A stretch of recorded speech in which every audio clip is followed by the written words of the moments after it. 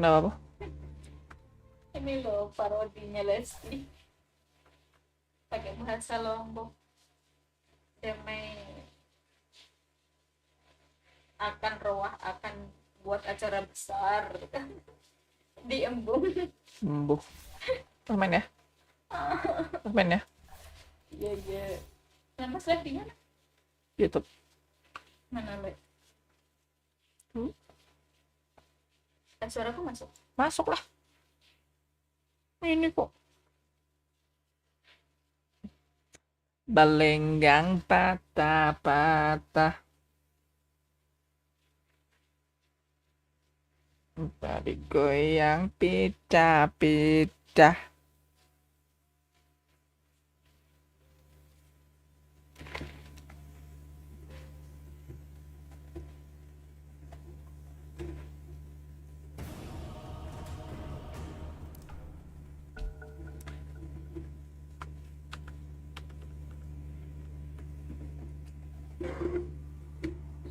Your turn to ban. 5 seconds remaining.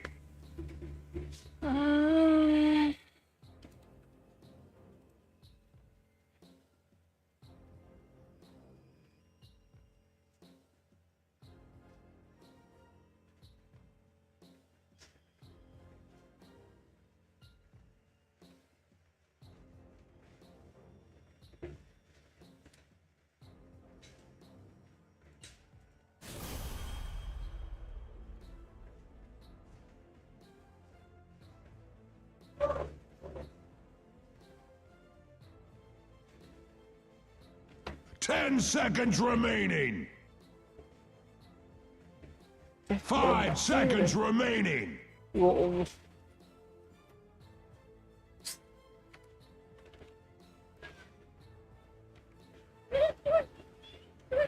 Dia tahu dia enggak? Enggak.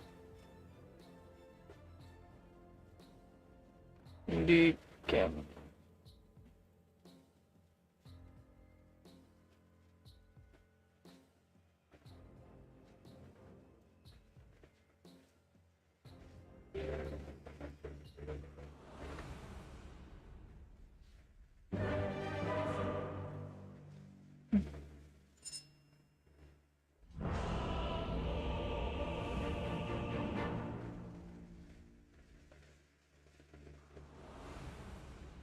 Drow Ranger.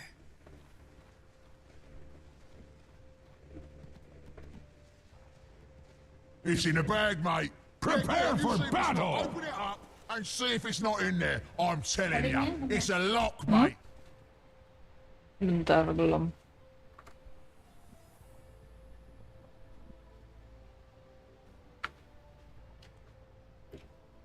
Yuk.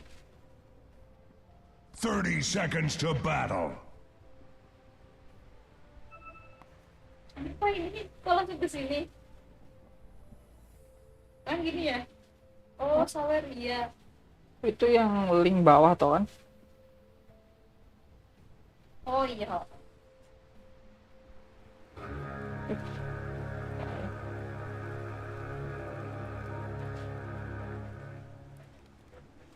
The battle begins! I'm notched, I'm taut, I'm ready to fly.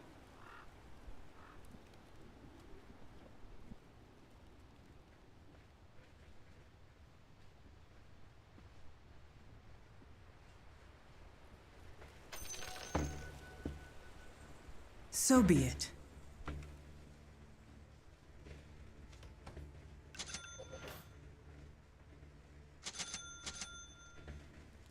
My sentiments as well.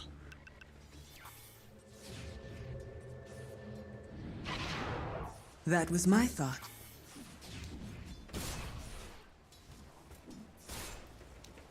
Onward.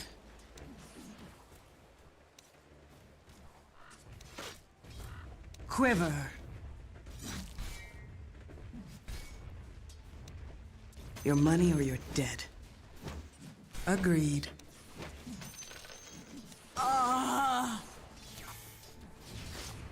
I go in silence.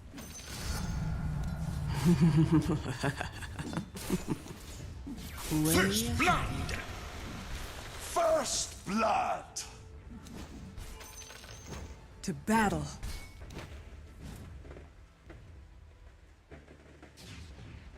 Good enough.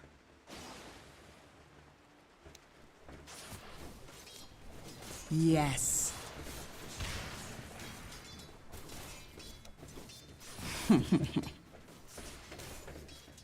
Silent as mist.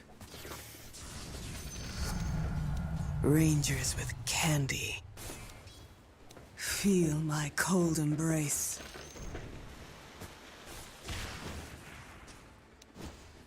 Forward.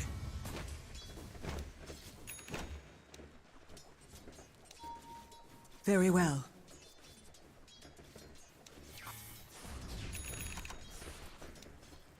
My bow is drawn.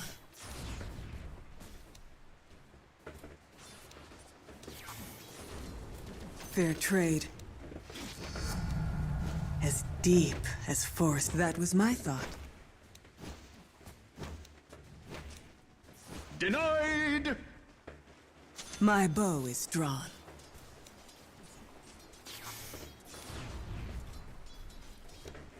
I go in silence.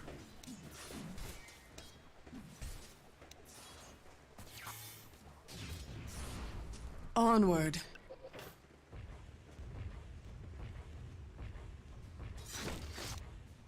Silent as mist. Wala tulis. Agreed. Nonton tuh. Bagus kan? Nggak ini tuh. Nggak nge-lag kan? Kok NF tuh nggak kelihatan? My sentiments as well. NF.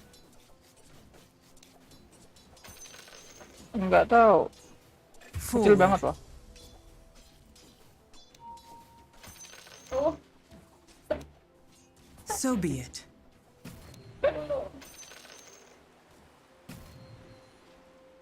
Good enough.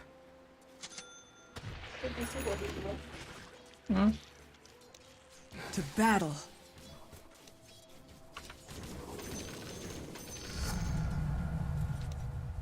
Way ahead of you.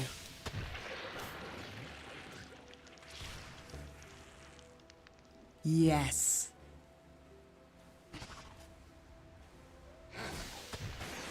Feel the frost.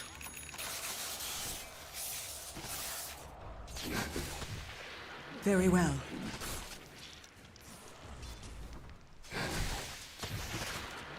Forward.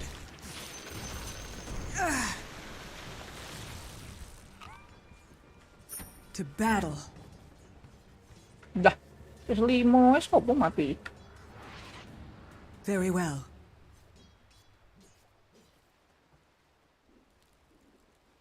Way ahead of you.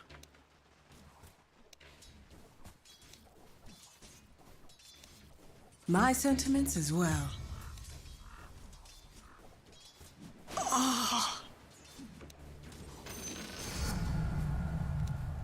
Good enough.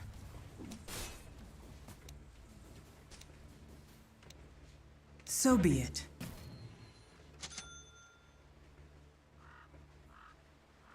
Onward.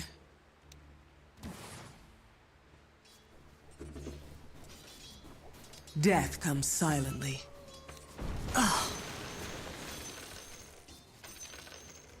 Your fate is sealed.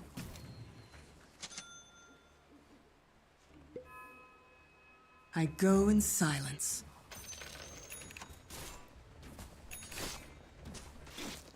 That was my thought.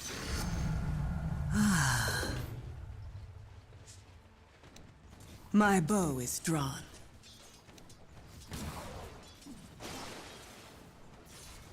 Silent as mist.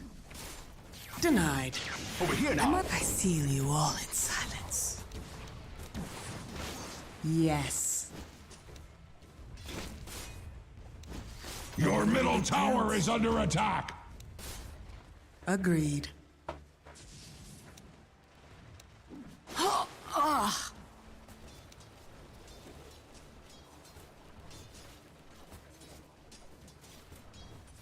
My bow is drawn.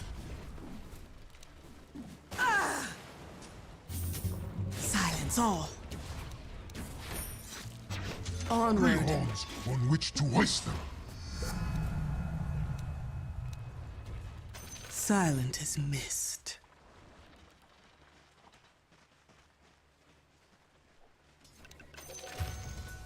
Killing spree! Double kill! So be it.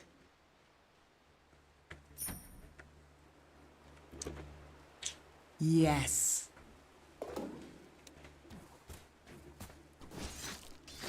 Way ahead of you.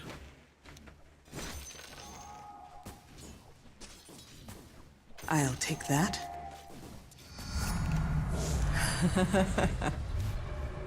Good enough.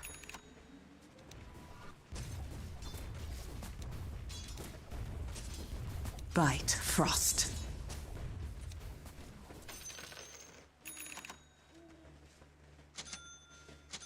I go in silence. Radiant structures are fortified. Battle.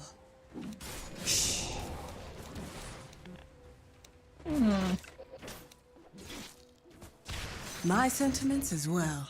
I'm over here. Told you a storm was coming. Agreed. Dominating! Your middle tower is under attack. What the Very well. fuck?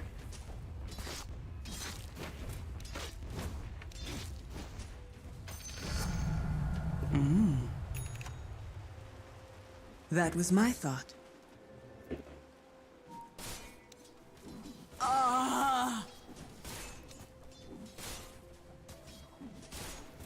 Mine. Forward.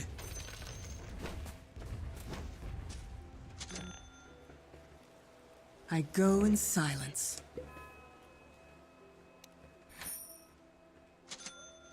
To battle.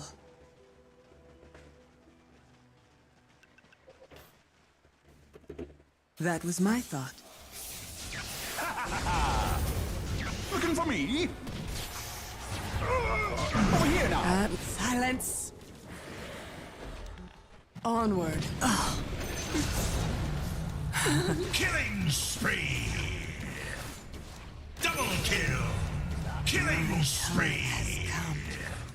Dominating! Double kill!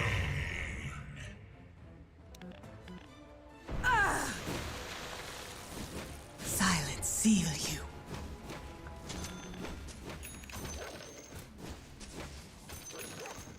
A day's wage. My sentiments as Terkadang well. MC.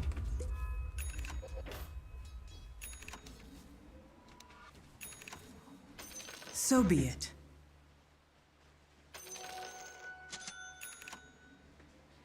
Way ahead of you.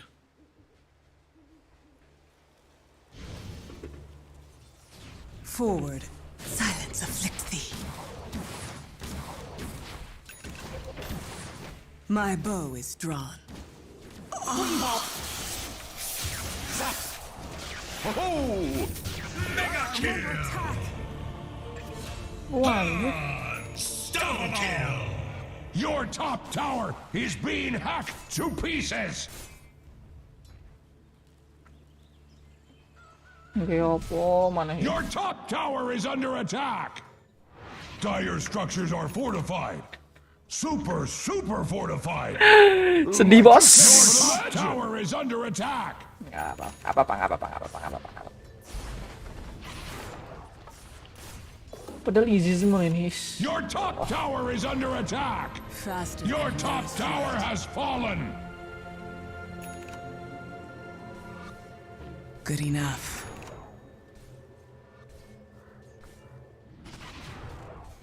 Very well. Silent. Not yet. Where's the party? The enemy has a bone to pick with your middle tower. Speak! Away!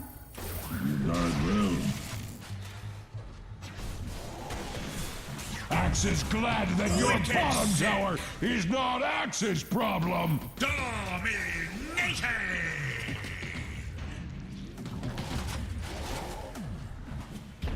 Mega Your bottom Tolong, tower tolong. is under attack.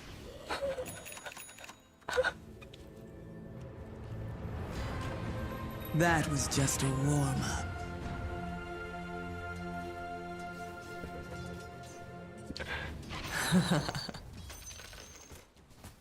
Dire structures can take all the hurt Radiant cares to heap upon it. Under attack. The enemy has a bone to pick with your middle tower. Axe would shed a tear for your middle tower, but Axe My does not sentiments as cry. well. Your middle tower is under attack. Silence.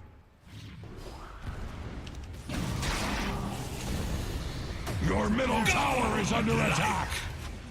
Bear witness. Double kill. Tremble. Go in silence. Oh, silence afflicts thee. Killing spree. Double kill. Time yet. That was my. La ilaha illallah Muhammad Rasulullah sallallahu alaihi wasallam. Kill.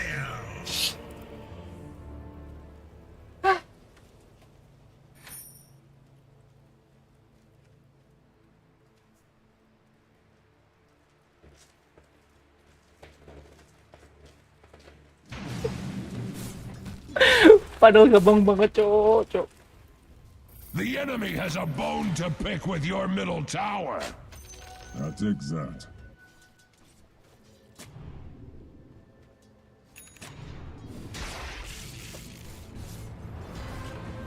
Back into the fray. Your middle tower is under attack. The secrets of the wood are mine. So be it.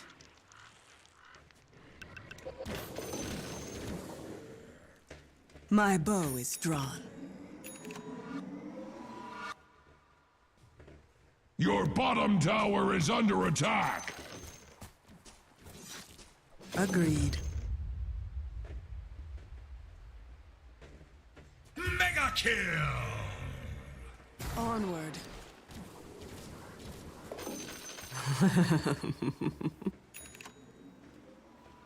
Very well. Axe is glad that your bottom tower is not Axe's problem. Your bottom tower is under attack. Your bottom tower has fallen. Do not blame Axe. Yes. The dire structures cannot be hurt. The enemy has a bone to pick with your middle tower. Good enough.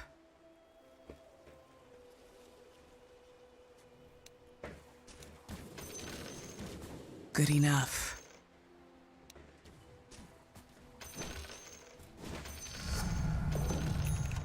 My sentiments as well.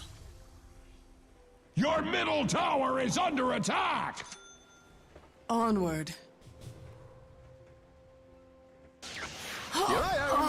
Your middle tower is under attack.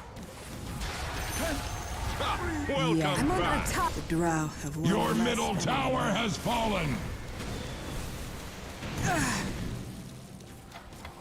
Silence. Silence. Seal you. Double kill. I don't know what we're seeing. Holy shit. Double kill. Bear witness. Triple kill.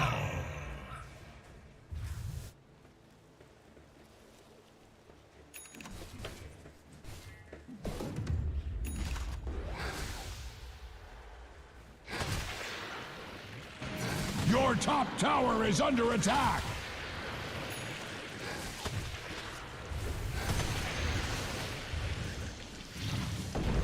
Zip! Zip!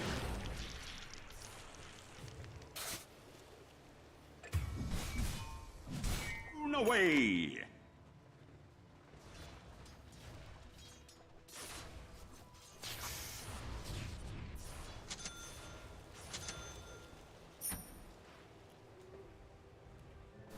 Your top tower is being hacked to pieces.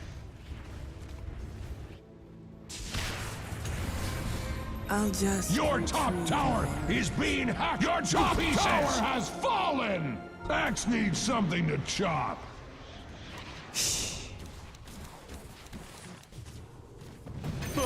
Fight to the last Pride of the drow. Many a grave is hidden in these woods.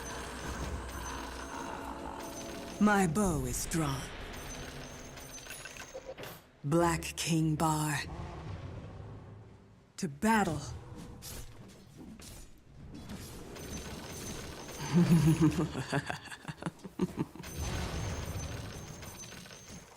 That was my thought.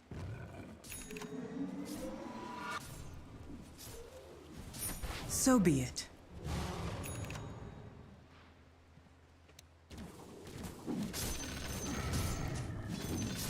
Agreed.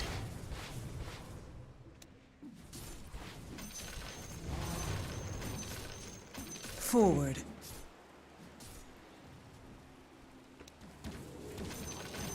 Way ahead of you. I'm not ready. Very well.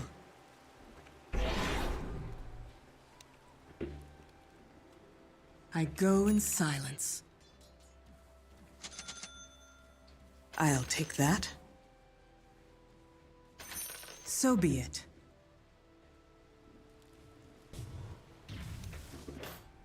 Silent as mist.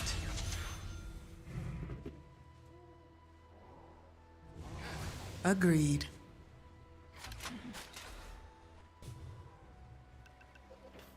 I go in silence.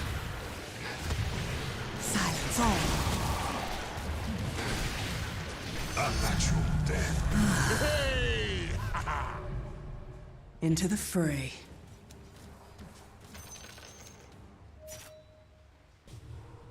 Yes.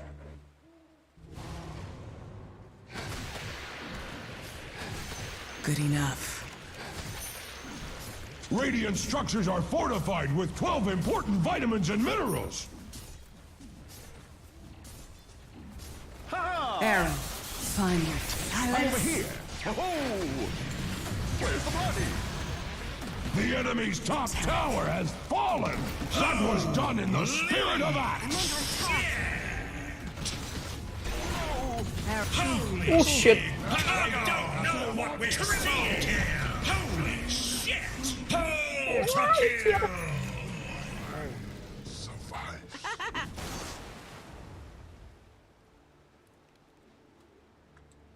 Marsi. Apa ya?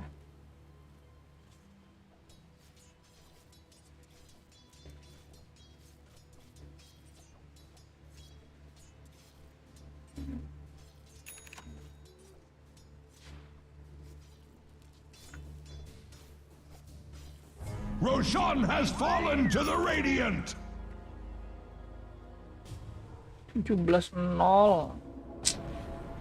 Set bit.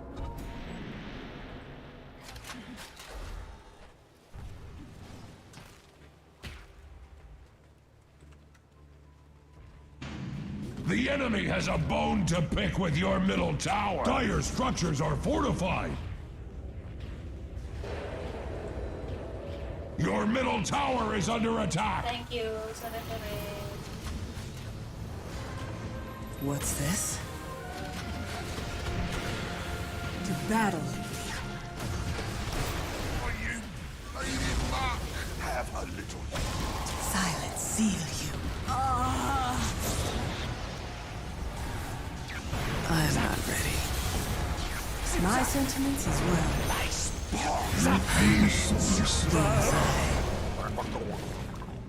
Very well.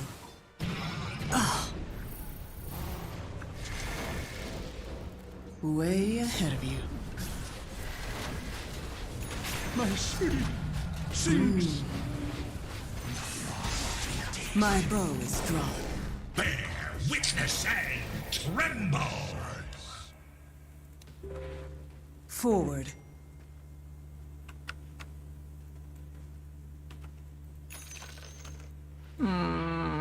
Onward. I'll need a hand free for this. That was my thought.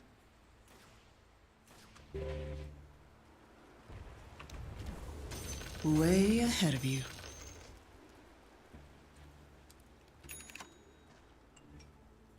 Forward.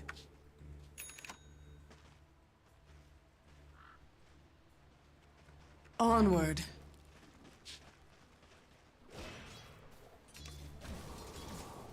Agreed.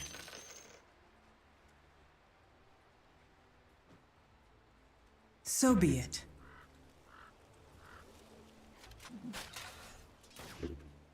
Good enough.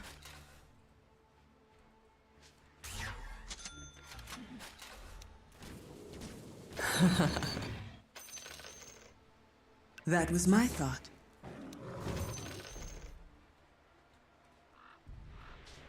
My sentiments as well.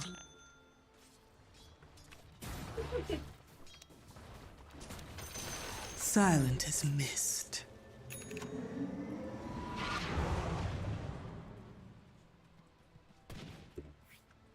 I go in silence.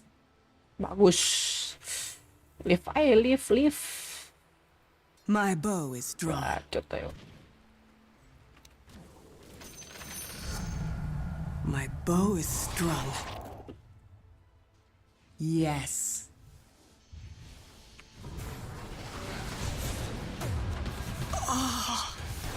Bear witness and tremble.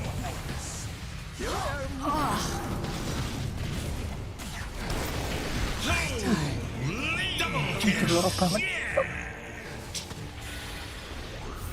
Touché! Your middle tower is under attack!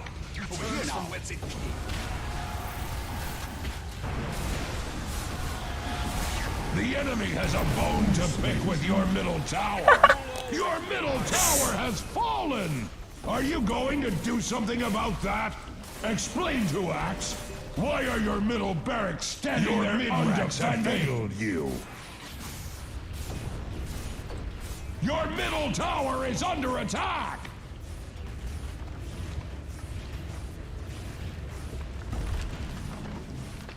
Your middle tower is under attack! Axe would shed a tear for your middle tower!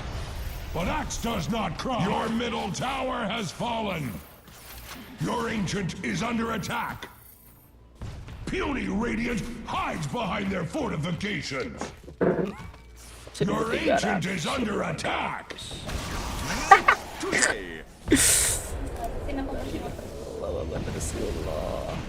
Listen to Axe. Your ancient needs protection. To the Radiant, the spoils! Say, does Axe get a cut?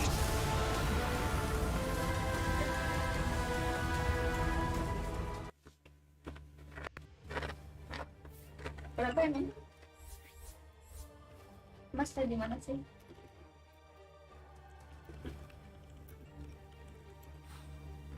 Berapa emang? Nggak ada. Mana nih? Orang serentak. Apa ini udah pilih?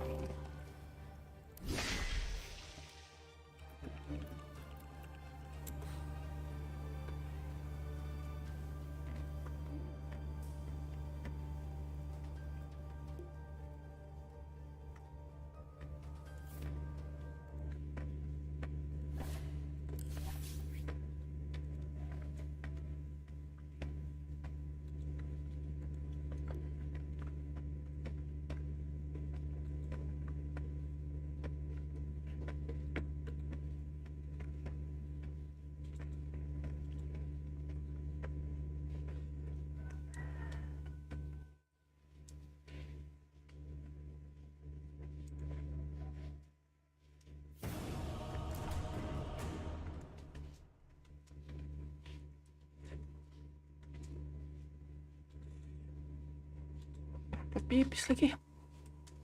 Gagal dong. Please, gagal dong. Gagal dong.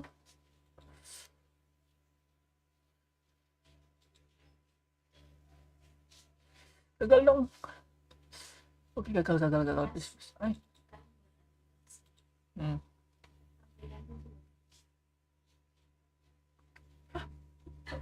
Kita apa?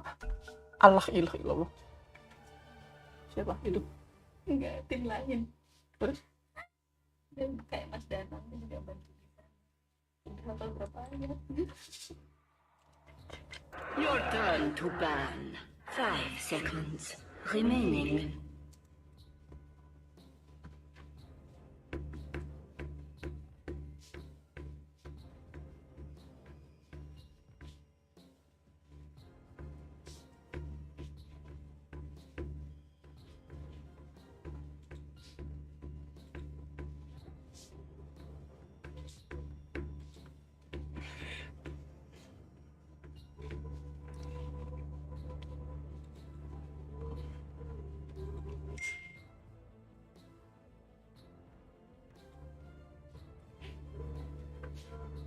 Ten seconds remaining.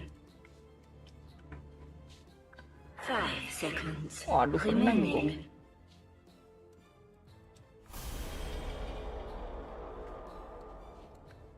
Dah. Kemana? Waduh. Masih ada.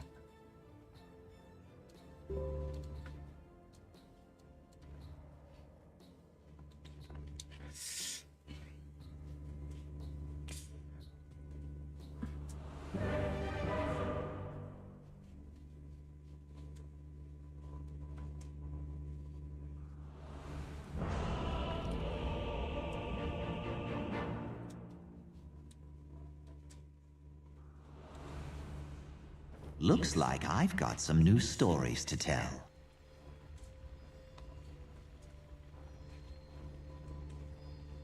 Prepare for battle.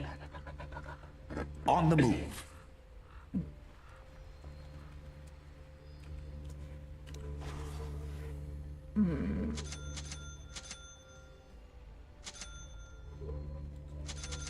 They won't know what hit them. 30 seconds to battle.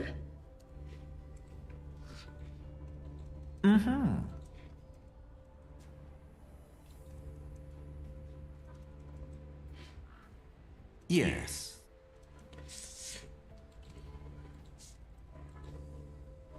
Let's go.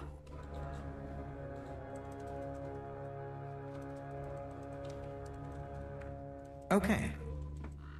The battle begins. Try to keep up. Trouble, here I come.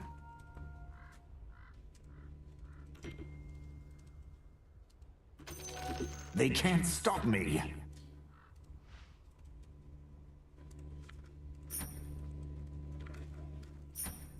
Ready for anything.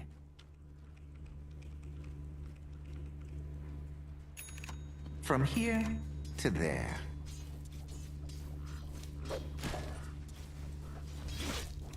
Time to move.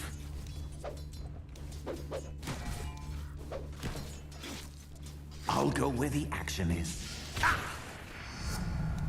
I'm not stopping now. A little help here.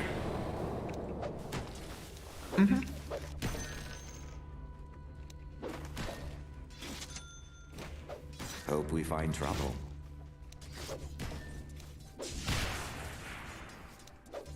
Let's get a move on.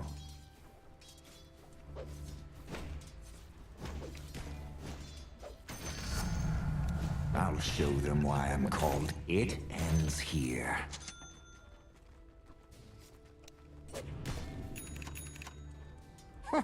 You're out of your...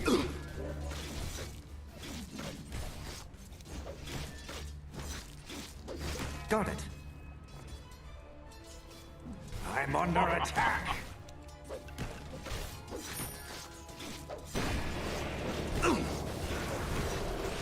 This is the very definition of first blood. Yeah.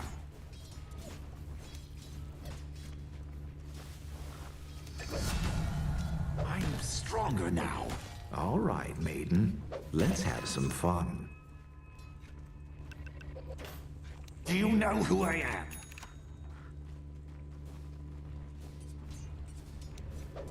Yeah.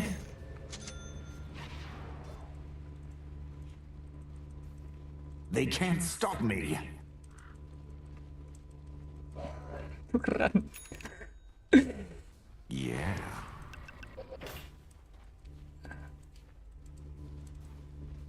I'm ready.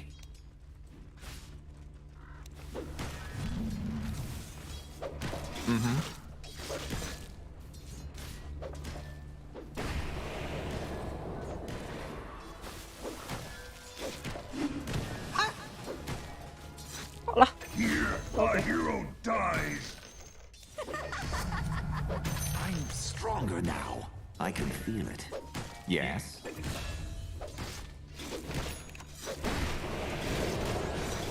Ready for anything.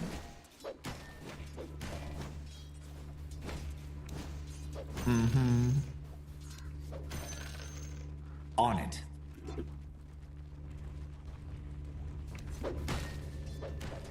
Time to make something happen. Lah tuli. Ooh, let's pick a fight.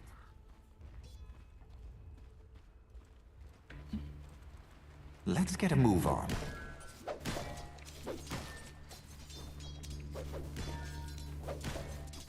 Where's my cloud?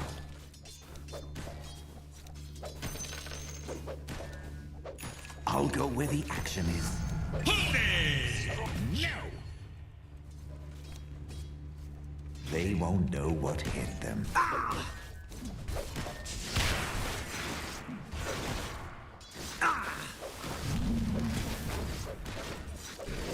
Moving to position. I'm under attack.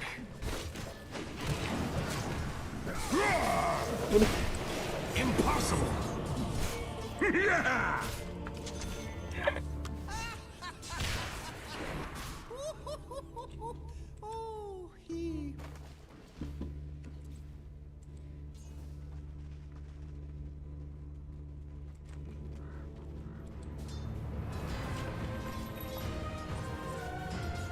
They can't stop me.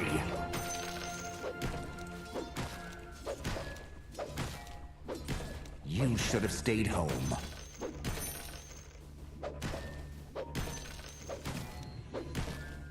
Yes. Killing spree! I journey forth.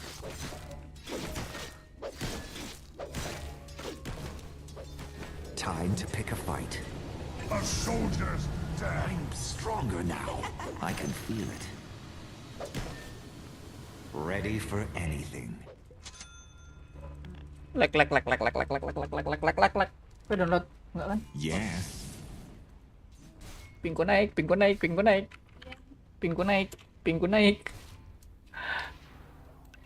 Let's move.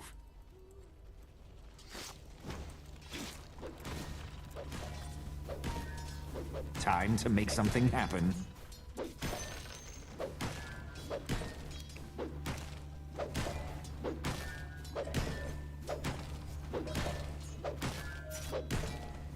From here to there.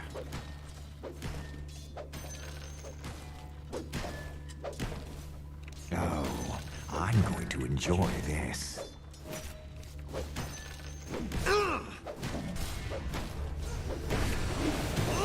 Killing spree! I can feel it.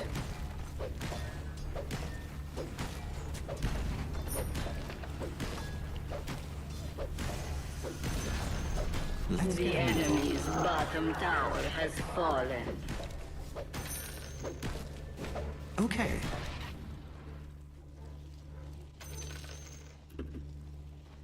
I'll go where the action is.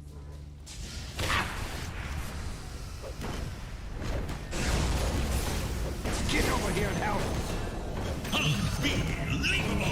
What's the opposite of regicide? Little help here.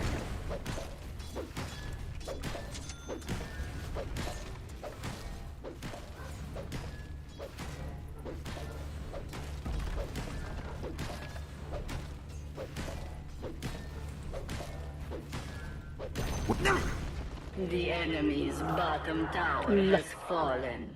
Loh, he? They can't stop me. The enemy's middle tower has fallen. Dominating!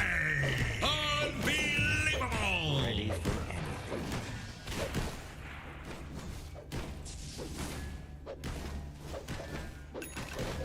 A 2-for-1 deal. Ready for anything. Oh,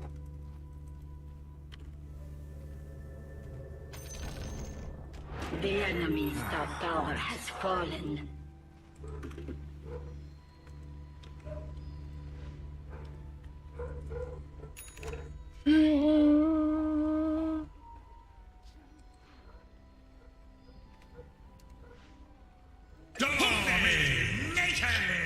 Yes, Basher. tinggi Yes. banget ping saya. Your middle tower is under attack. Yes. Pingnya sampai ribuan. Very well.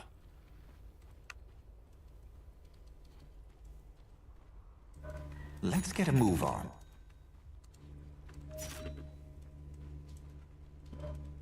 Ya. Excellent. Soalnya yang PC mas lasin, nggak mas batasin. Oh, let's pick a fight. Udah man. I'll go where the action is. Your bottom tower is under attack. Right. Mega kill! Unbelievable! Alah, the fuck? Hope we find trouble.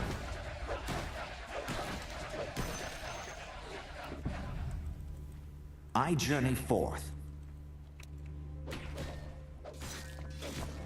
I'm under attack.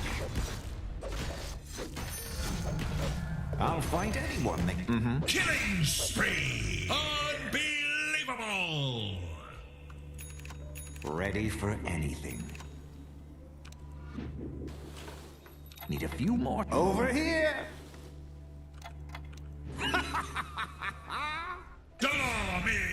Double kill!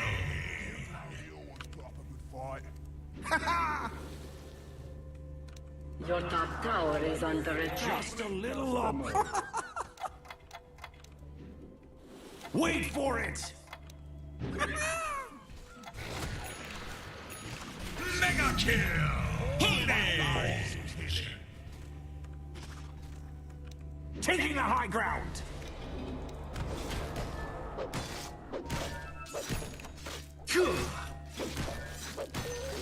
Regeneration! This'll come in handy.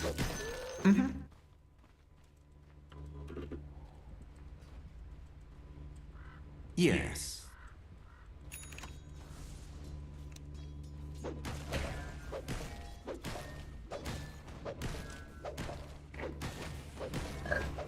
Yeah.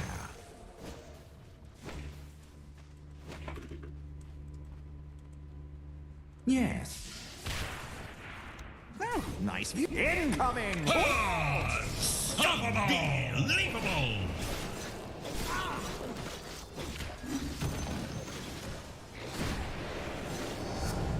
This is the real double kill! What you got? Monster kill! Triple kill! They can't stop me.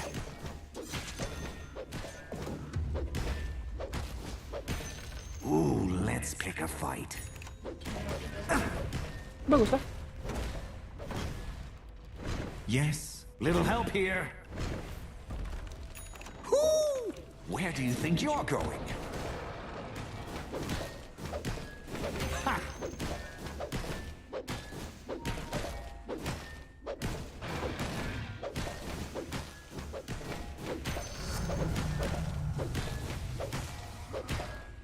Where to?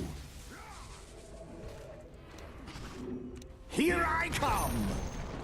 The enemy's middle tower has fallen.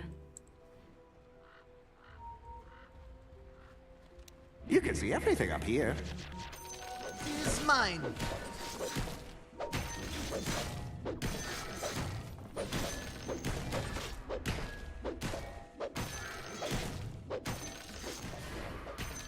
No one's catching me. I'm under attack. My legend grows so long. Mega kills! Unbelievable!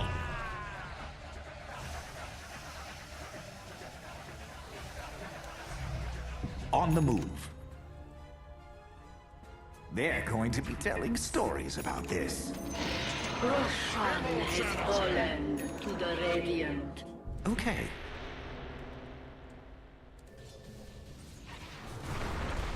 Let's get a move on.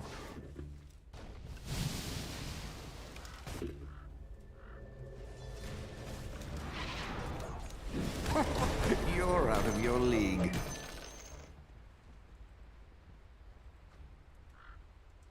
Hope we find trouble.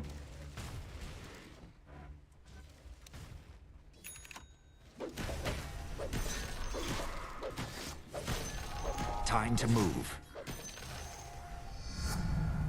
I'm strong. Here we go. It ends here. Unbelievable! Time to pick a fight.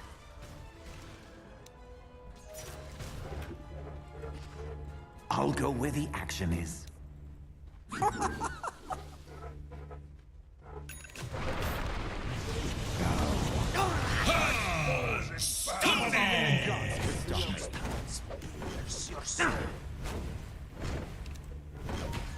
Let's move.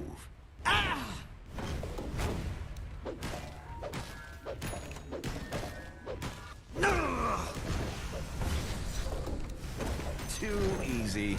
I am Scotty.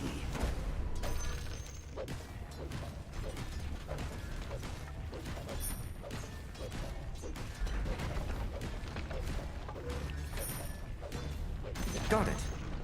The enemy's top tower has fallen. I'm ready.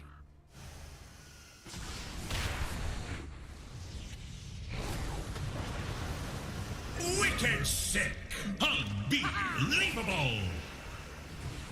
They won't know what. God-like holding! Little help here. No. Unbelievable! Wicked sick! Double kill!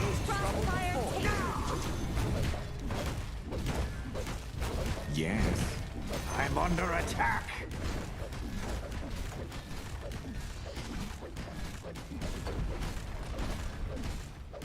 Yes. The enemy's top tower has fallen. The enemy's top barracks have fallen. Yeah. The enemy's top barracks have fallen. Not so fast.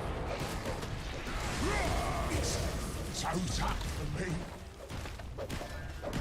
Let's get a move on. The enemy's middle tower has fallen. I'll go where the action is. I'm collecting my time. Yes. This'll come in handy. Abyssal blade. Ready for anything.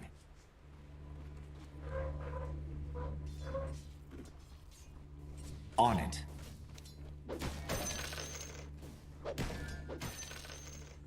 Yeah.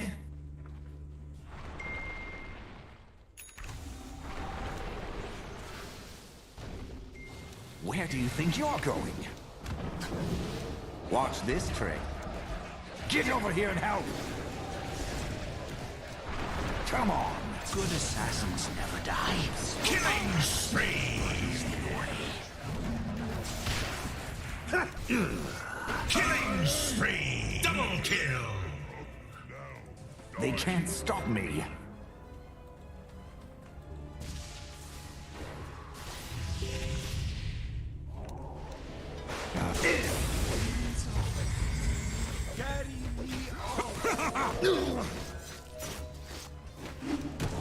Show me what you've got. I'm under attack.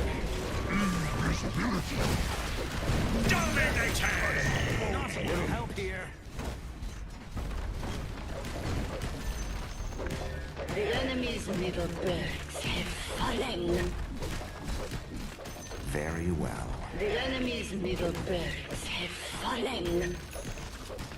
That's right. Hope we find trouble.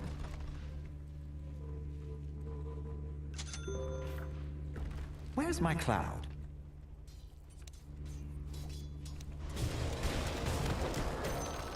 I journey forth.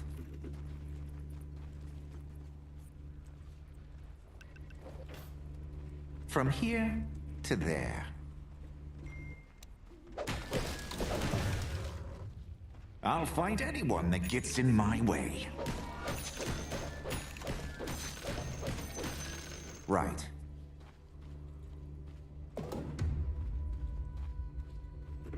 Where to? Roshan has fallen to the Radeon. Here we go. Oh, nice view. Over here. Here I come.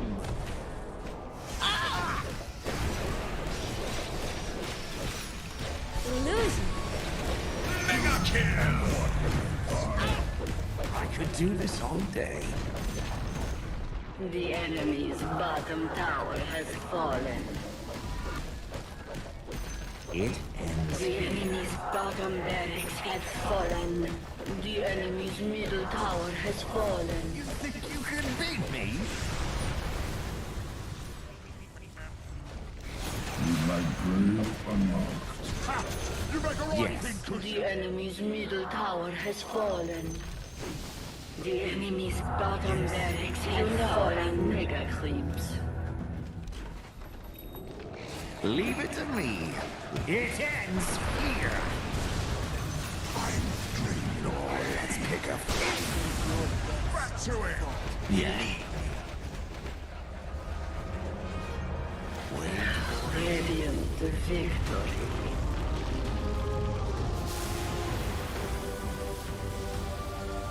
Of course we won. I'm here.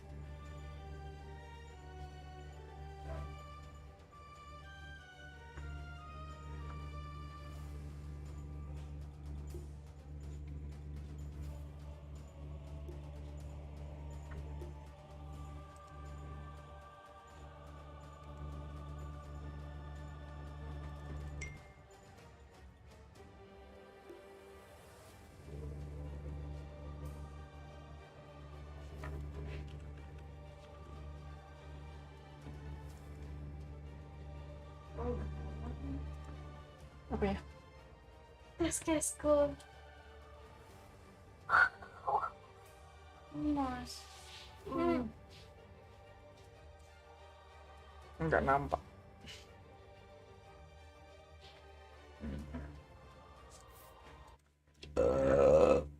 Terkencing loh. Kok sama sih?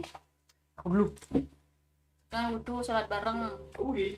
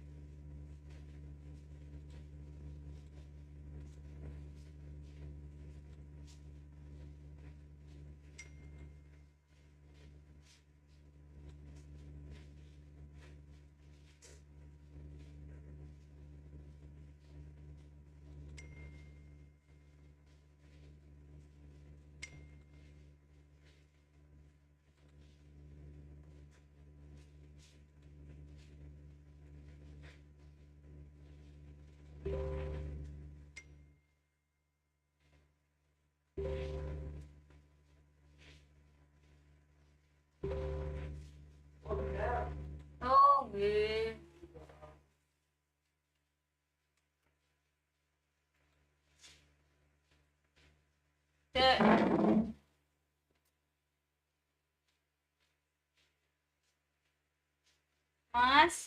Mas pernah pakai emulator nggak? Kayak mana Mas caranya dari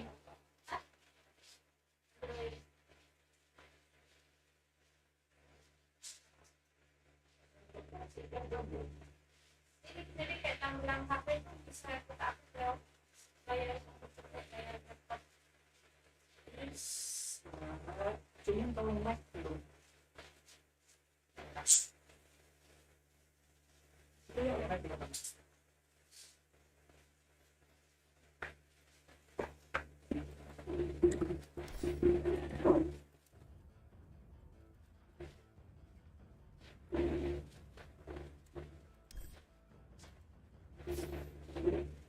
Soalnya aku nggak ikhlas soalnya.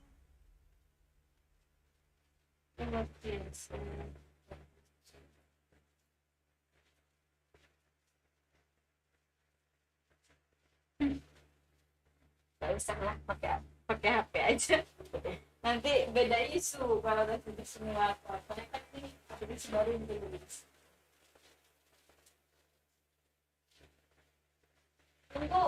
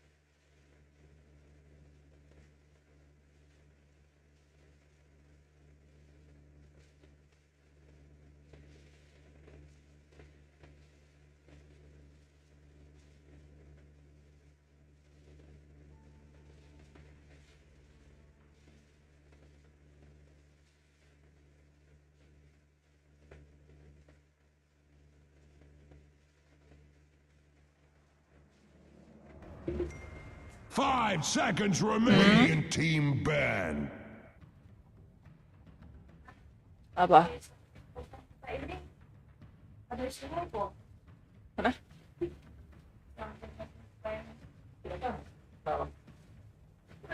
Yang ini bisa. 10 seconds remaining. Kenapa? Dire team ban.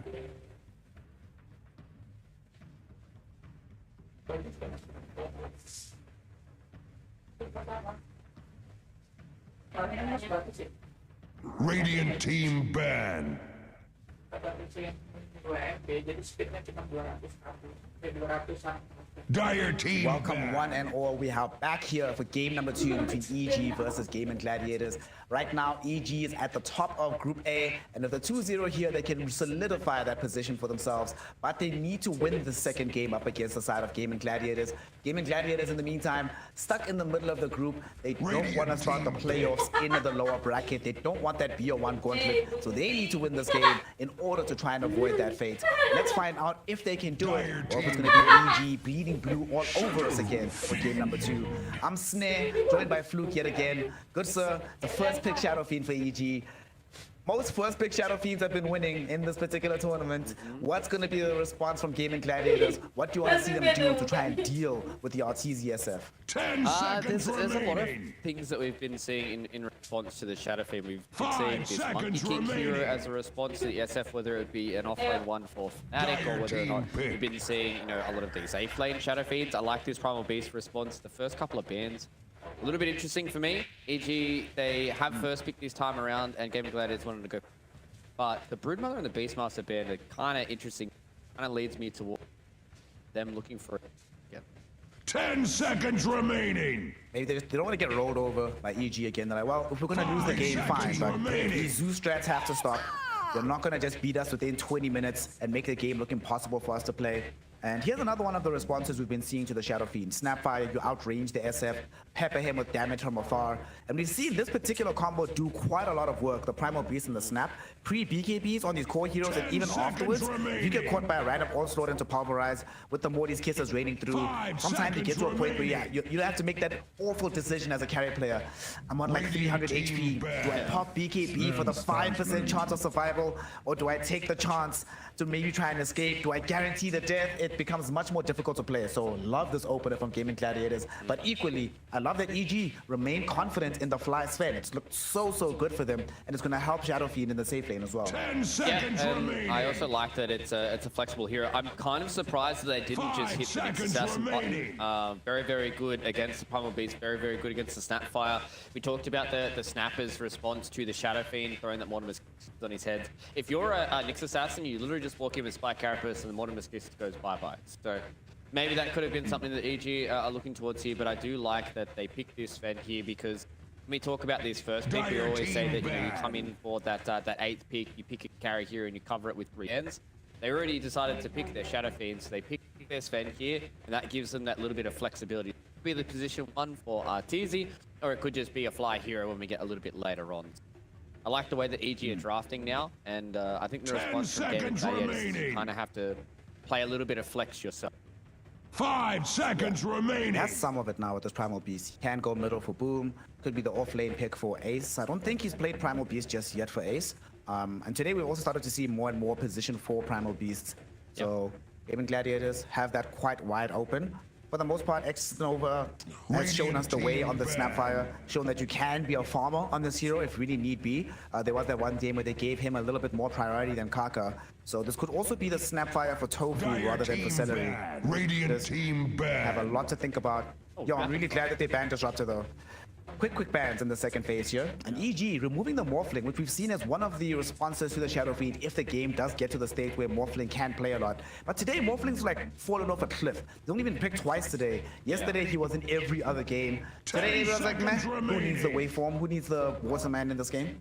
Yeah, I think 5 Morphling is one of those seconds heroes remaining. that we talked about it in day 1, right? Where this hero is just going to get eventually, I don't want to say figured out. I don't think people have figured out the Morphling just yet, but people have definitely changed their priorities in the way they want to play. That's why we've been seeing a Shadow Fiends, a lot more of these Growls being picked up. Things like the Sven has definitely risen in priority, which is very weird to me. But, you know, these teams obviously feel like there's stock in it. For this final ban coming in here from EG, I wouldn't hate to see if they just ban the Drow again. They don't really have good heroes to get on top of the Drow. The Shadow Fiend versus the Drow matchup is a bit of a volatile one. Can be a little bit... Wouldn't hate to see, you know, something along the lines of like a Drow ban for EG, and then Gaming Gladiators want to try something that KRAIT has played a whole boatload of. Probably like his wing, I think, is probably another one that has really kind of stood out for me. KRAIT's heroes that he's played throughout the tournament. Dire team bad. Let's get rid of the Bat Rider here, kind of saving their behind. This is going to be a carry. So glad to see Batrider banned in so many games. Just that hero brings up bad memories whenever I see him play. Just way too strong sometimes. They remove that kind of dynamism from the side of Gaming Gladiators. I wouldn't be too upset to see them go for the Pango here again. As we mentioned in the previous game, they're one of the few squads on the side of OG that play the Pango in the offlane. So Gaming Gladiators don't do that themselves, at least not often for Ace. So it does seem a bit awkward for him, but it would be so much forward momentum. Primal Beast Pango. You just be on the map all the time. Like you put Boom on the mid lane with the Primal Beast, but somehow play from the off lane on the Pango. Sure, not going to be dominating the SF in the lane phase as much, but the early mid game will just be doing everything just non-stop. That's basically what I want to see Gaming Gladiators do here. Pick a non-stop drop that never has to go back, wait for long cooldowns, maximum dynamism. Maybe this is also the slot for the Ember Spirit in the 18th pick. It's a bit unsafe to pick it now though. So I think they're going to just be giving us some information as to either another support or telling us exactly where the Primal Beast is going. Now, I wouldn't hate to see the Pangolier. In the Shadow Fiend, it feels a little bit awkward though. It is one of those heroes can just stand and deliver up against it. Really hits the BKB and has a lot of physical bursts to just get to that roll of thunder. If you pick the Pangolier though, it does also shore up the fact that you can't really play this carry Sven until he really has a lot of issues outside of the BKB timing window. So kind of lean EG more towards them having to have this as a fly Sven. They're just going to go with the Dirge though, so a bit more team fight, a bit more kind of area denial for them. Snapfire, Dirge is a pretty strong support combination. You can always get the fire snap cookies, get him on top of people, but the fact that they don't have, oh my god, the Enigma has been left this long. I completely forgot about it.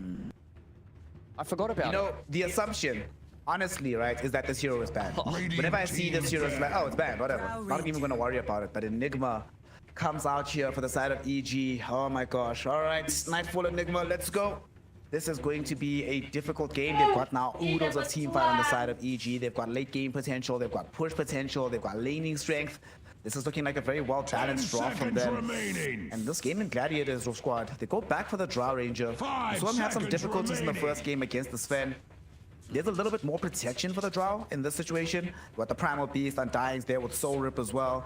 And you can just prop the Tombstone down next to you. And that must be something that EG fights through, but Enigma. How was it allowed this deep in the draft, dude? 17 pick Enigma. That's amazing.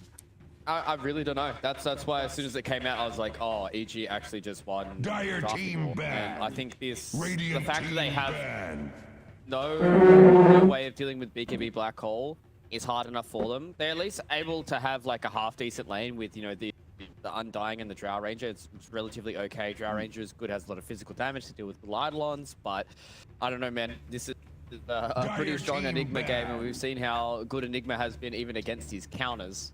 I think EG are definitely smiling ear to ear with how this is going right now. This also means that we will be seeing a support Sven and an Arteezy Shadow Fiends. We're treating something a little bit today. Looking towards the crit hero though for the final pick. That's where you see the Tiny and Tusker. Wouldn't hate to see them just pick up the Hoodwink.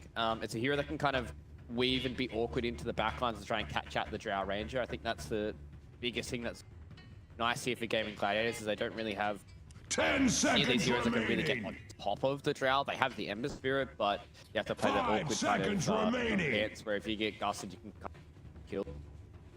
EG, I'm looking towards them to pick a hero for crit that can get on top of the Drow. Some Clockwork or something. Yeah, Clock wouldn't be bad. I think Clock could be decent. Purge, Clock, yeah, but like you say, anything that just gets to the Drow Ranger ASAP, creates a little bit of space as well. You know, Crit always feels like he plays his best when he's allowed to be as aggressive as humanly possible. So give him that. A hero? It's somewhat of a hero. It's not a real hero, but it's like, it's a facsimile of a hero. So if they feel like their draft is strong enough, they could try risk going for the Earth Spirit pick. Has it even been played in TI? Let me check quickly. I think it's been played like once and it lost. Mirana. So it's going over the 5 games. There've been 5 games of this Earth Spirit. 3 of them are W's. But all 3 of them did come from Zayat's as well on the Team Secret lineup. So, you know, Zayat's Earth Spirit is something different, to be fair. But Crit, the more reliable option is going to be the Marana. There is some setup in this game. There's Searing Change is set up for the arrows, Stormhammer as well. Help out in that regard. Follow up onto the Black Hole. If the Black Hole doesn't seem to be enough lockdown to bring the hero down, it's more magic damage eventually when you get the Aghanim Scepter. But more importantly, I think, Moonlight Shadow enables earlier movements and higher tempo on the side of EG, so they can make these big map movements when they feel like they've gotten adequate amounts of strength on the SF and the Enigma. Also, something that or even know about is one of Rana's talents at the percent evasion on Moonlight Shadow, so being able to have access to that. Anjir. That's why you see a little bit of this Marana coming back. Dikit banget cuy. Tinggal having that 2000 lagi evasion loh. on the Moonlight Shadow up against a hero like the Drow Ranger, and Kan once again, Game 48, Gladiators, they have a single core, 458. whereas EG have now they have the duo Iya nggak core with the Ember Spirit as well as the Shadow Fiend. It's going to be Tuh, hard for them to try and be able to 458. commit to kill both these Ya heroes. Pulverize is only going to be able to go out on one of them, and the Drow's only going to be able to focus on one of them. So, what is going to be? I'd imagine Boom probably wants to play the Primal Beast here, and you're looking for an ace hero. The Panda's still around. Yeah. I don't know if that's really good play though. Doesn't feel good here. Well, what else is left on him? Unless they go like mid lane. Okay, they're gonna go for Visage. Ace Visage. This Visage hero, when we started the group stage, has been looking what looked awful at the beginning, like genuinely terrible. One of the worst heroes in terms of its overall win rate. As time went on, it's gotten a little bit better. It's still sub 50% win rate. Only 47%, but it is still a useful hero in many respects. They needed some auras, which they didn't really have before this. We saw in game number 1 how much they struggled when Nightfall had the aura advantage over Ace. And in this game, you know, the way Visage plays, he always gets those auras online for himself. And I'm okay with this. Gives them some push potential, so it's not just Drow Ranger doing the entire load of work in that regard. Gives them some laning damage, so if they do ever get a situation where RTZ is stepping out of bounds, you can actually kill him with this hero. 10 Still though, seconds EG, remaining. their drop looks pretty scary. Another thing about that last pick on the 5 Mirana seconds is that now remaining. suddenly Celery doesn't have safety for the Tombstone. Coming up until that point of the draft, Tombstone, they didn't really have any ways to approach it, but with Mirana, you can destroy Tombstone pretty quickly with their leap attack speed. This is an entertaining last draft, I think, between each side of Game and Gladiators, but the question is, Master Fluke, which draft do you believe in more between these two squads? There's a few issues that I've got with Game and Gladiators draft. It's very hard for them to catch this spirit, I think, is the biggest thing for me. So I think Arbed's going to have a relatively okay time. They've got literally nothing to deal with Black Hole either. So I'm going to be leaning towards Evil Geniuses for the time around. Obviously, they are sitting at the top of their group. They've got really, really good heroes for the patch. Shadow Fiend, Enigma have been standing extremely tall when it comes to the meta. I haven't really been all too impressed with this Drow Visage combination. I understand why it's good and why these teams like to play around with it, but from what we've seen so far from a lot of these Visages, they really haven't been taking over the game, and I think they have a positive win. Gaming Gladiators, they at least give themselves a draft that they can group up and they can take towers. So as long as their laning phase goes relatively, they can at least try and force EG into team fighting them before they want to. But if EG start off to the start they had in that To be fair, it's kind of hard to lose a game when you get the start that they got in game number 1. But now we are into game 2. Let's see if EG can replicate that feat, make game number 2 a much easier affair, or if Game and Gladiators will make this a 1-on-1 series. Let's go. Let's check this out. One thing I must disagree with you on there, Fluke. You say they don't have an answer for BKB Black Hole? Man, didn't you see Team Aster versus Fnatic? Monet showed us the answer. You just right-click the Enigma to death. It's fine. Just don't be in the black hole and just kill him. Yeah, I was going to say, yeah, as long as you're outside of the black hole, it feels good, right? That's the only real way of getting around it. So, I mean, as long as Nightfall is in a good little spot here, it should be okay. Oh, Celery. Well, he's not in a good spot. It was ours all and along. that is not going to be... Well, he died for the sake of blocking a camp. So, hashtag a proper support death. Trying to make the laning phase easier for the Visage. This should be scouted though. KRAIT does have a safety, hasn't propped it down just yet. And Fly has one as well.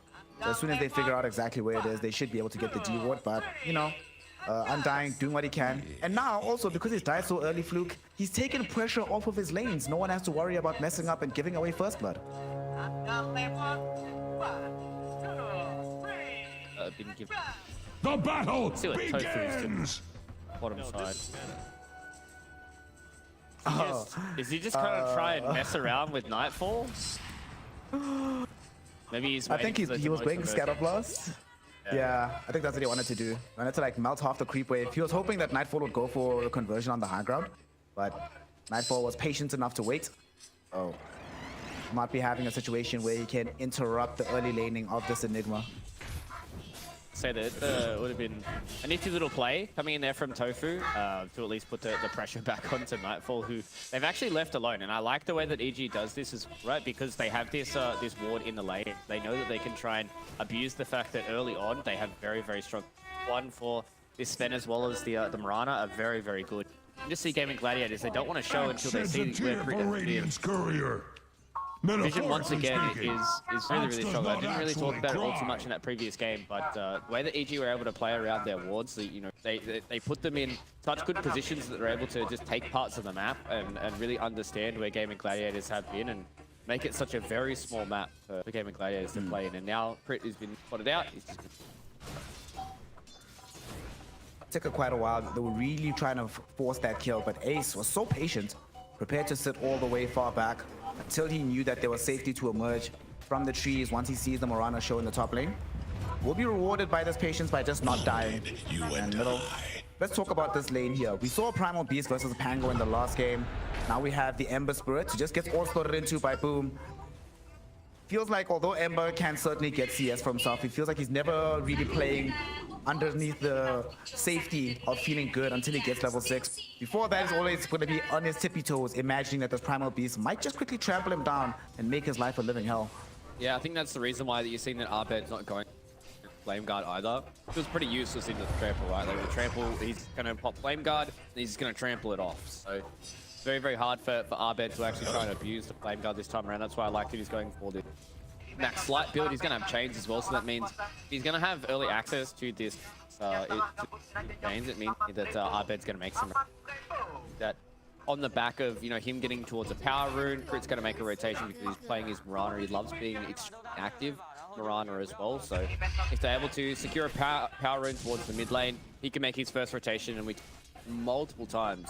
These mid Primal Beasts like to be the first one that rotates and like to have them react to you. But if Arbed's the first one to do it with, you know, multiple levels in these Searing Chains, it's very, very hard for Gaming Gladiators. Bottom. Blind Celery, they were trading out some high fives, you know, some camaraderie being shown. They're competitors, but we're all friends here as well. Ace just wants a better game than last time out. You were mentioning that recovery Midas he had to buy towards the end of the game. It was due to the fact that they applied so much pressure onto him in the early portion. It felt like he wasn't really getting farm.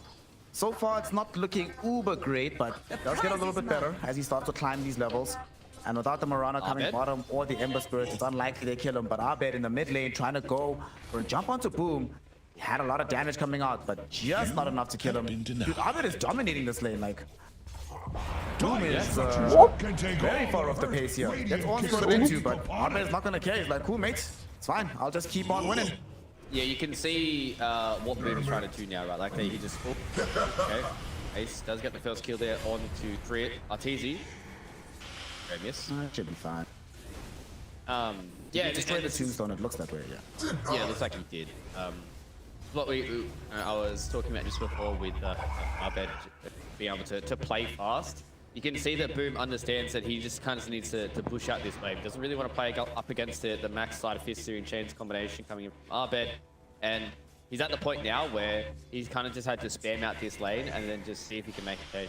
Now able to connect anybody just yet because he's only level 4, so wait until he has a bit more of these levels back in, and then he'll kind of, I don't want to say have to make a rotation, but it's going to be very, very hard for him to stay in lane up to get a massive amount of damage.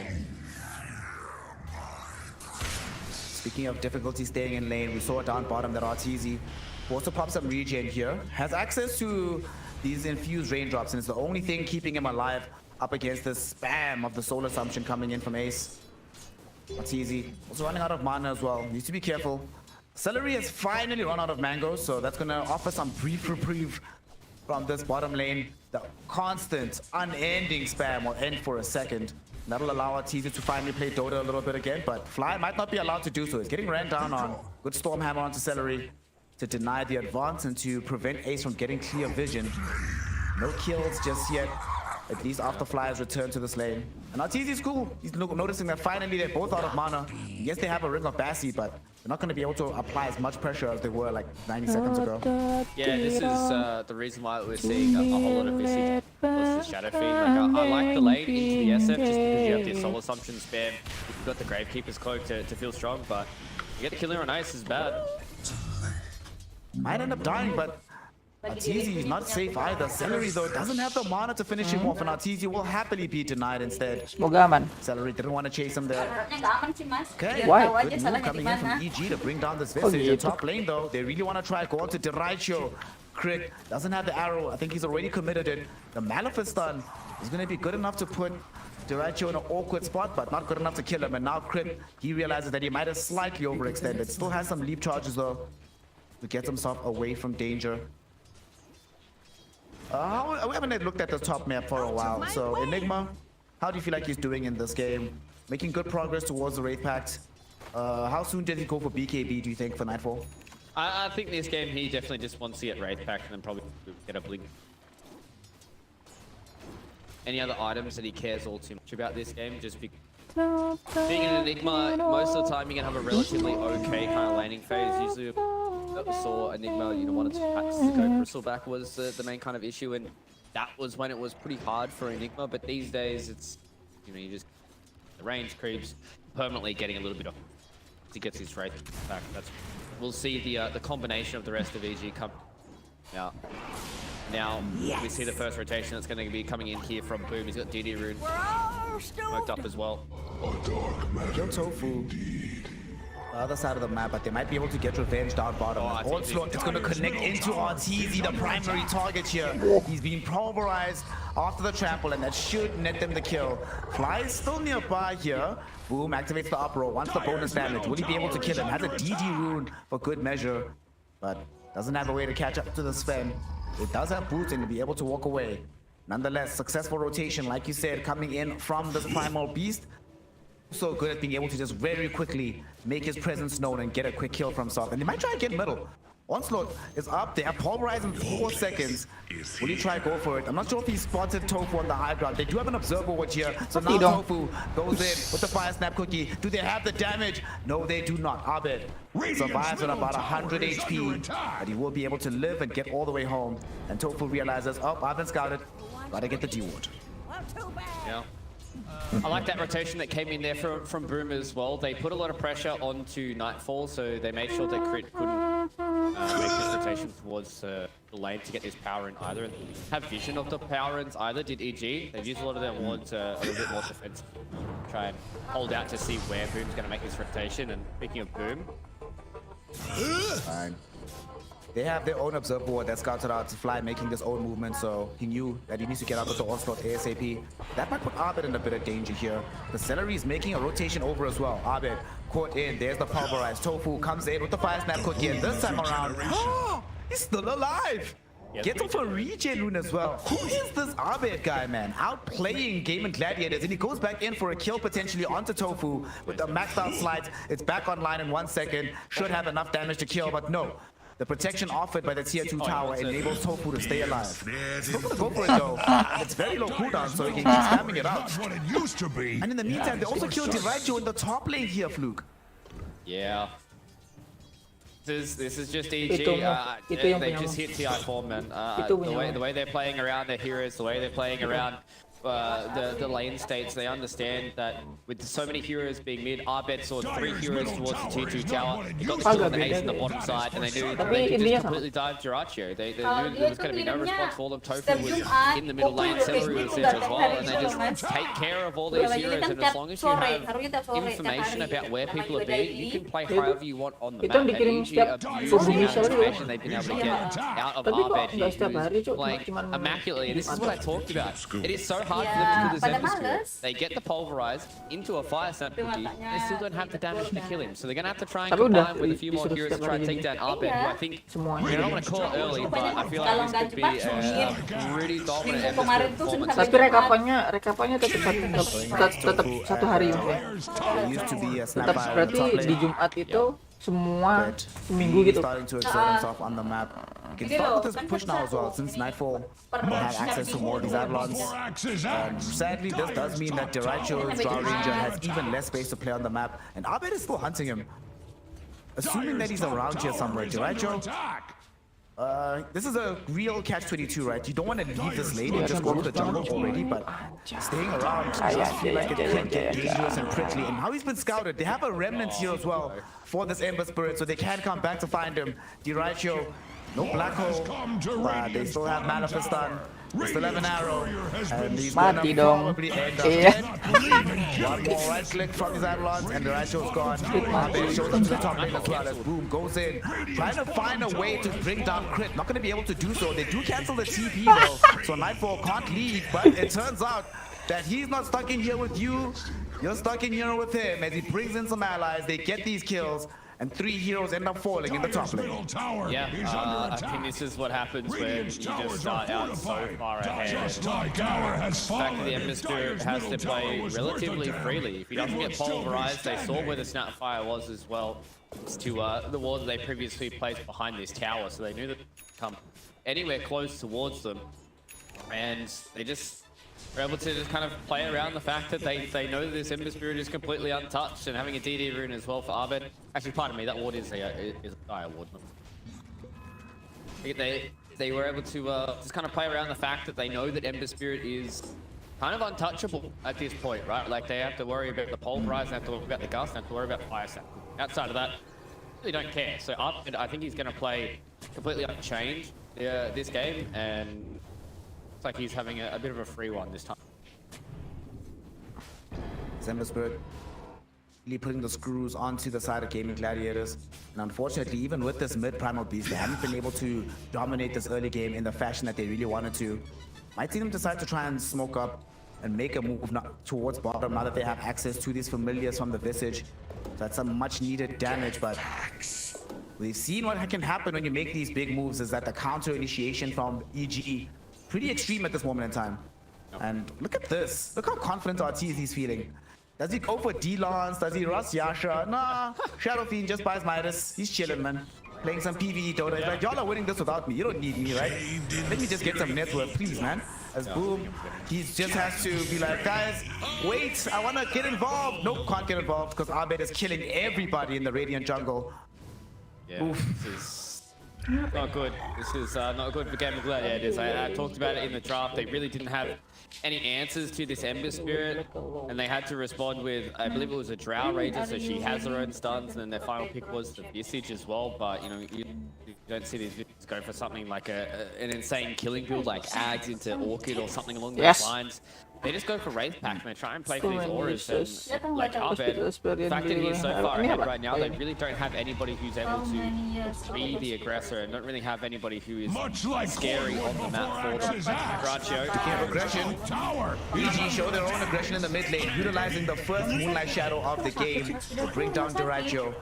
And here what really sucks about their lineup, because they have this extreme mobility between Ember Spirit, between this Morana, eventually we'll have Blink Daggers for the Sven and the Enigma as well. All of these heroes, who's actually scared of Morty's Kisses? Morty's Kisses are not actually that fast, and because they don't have that much lockdown on the side of Gaming Gladiators, they can't guarantee that the kisses rain down properly onto you unless the target is pulverized. So if they're not pulverized, can't get the damage out, so they can kill your Drow and walk away, barely suffering any damage in the process. Things are getting rough, fam. It's so rough that EG are feeling confident enough that Arteezy can just spam out Requiems on creeps because he doesn't need them for fights at this moment. Yeah, I was gonna ask, I heard a Requiem go off, but I didn't see any Gaming Gladiators heroes anywhere near him, so I guess he just Requiems a creep stack at that point. Like, I mean, if you're feeling yourself, you're feeling yourself. So, you know, big props to EG. I like what Gaming Gladiators are doing, though. They understand that the Shadow Fiend is probably one of the weakest areas for them to run into. Oh, no, they ran into Abed again. Radiant's courier has been slain. You can see what they're doing, right? Like with their vision. They understand that they want to try and play around this jungle, and this is where the Arteezy Shadow Fiend is going to be, and they're going to see if they can catch him out. They've got him with the Pulverize. But do they have the damage to kill him is the question, and indeed they do. But now the difficult part, how on earth do we get out of here? Boom already caught in with the Searing Chains, he's trying to get himself out. Nightfall has access to this black hole, just waiting for the opportunity. Channels it onto 2. Abed is chasing Boom away, so they have an easy way to stun up both the Visage and the Celery. Dying. Visage is gone from A. Celery dies as well. Abed cleaned up on the Primal Beast and still able to come back for a double kill. EG, they punish Gaming Gladiators. They say, well, you can take the Shadow Fiend, but not sure if y'all have noticed, Shadow Fiend literally does not matter to us right now. Yeah, it's kind of funny. You're looking at the kills that Gaming Gladiators have, Ya, And they're ambil all dong. on TZ. So he's sitting here with a recovery minus. He's going to whack some creeps for a little bit Yeah. and just let everybody Bisa else farming do the dong. job for him. We see in this last fight, Nightfall once again just hits a two-man black hole, and Arbed is literally untouched. They knew that the Snapfire was tough because he was killing creeps. They also know that Dratio doesn't want to have any bar of any of these team fights because he just doesn't want to be a part of it. And Arbed, man, like he's going to be untouched. I wouldn't be too. Oh my god! So if that arrow hits their crit, Arbed is going to have a smorgasbord in front of him. But he's even going to go for a BKB. So Arbed is at least respecting the stuns that can come in here for gaming gladiators. I think once he gets that BKB, who actually touches him? I don't think anybody goes anywhere near this hemisphere once he gets the BKB. Oh, they found Tofu. They have found Tofu, but they don't want Tofu. They would prefer to have Boom, and I think they saw him for a second, Nightfall. Parkins onto the idea that this is happening. They're going in. Tofu is actually coming in from the background with the ult to buy space and time for Tofu to escape.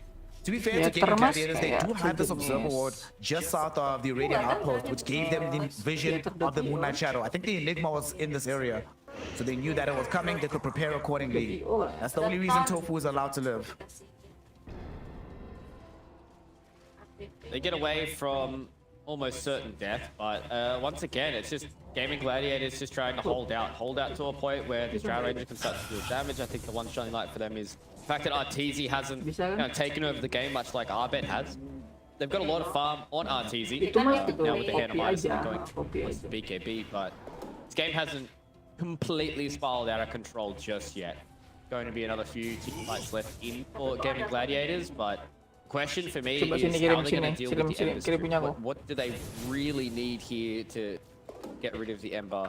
Maybe they just need to try and get BKB onto Boom. See if they can get him. I think if they can kill him once, they're going to be pretty happy with how they're going. Boom's BKB, compare and contrast it to the BKB that we saw earlier today. It's taking a lot longer to emerge from him, unfortunately. Once it does give him a lot more options. You need BKB on more than one hero. Eventually, I think they'll need one on the Drow. Itu karena punya mutu kayaknya udah pernah masuk situ. Sustaining herself and just surviving these team fights into what EG has available.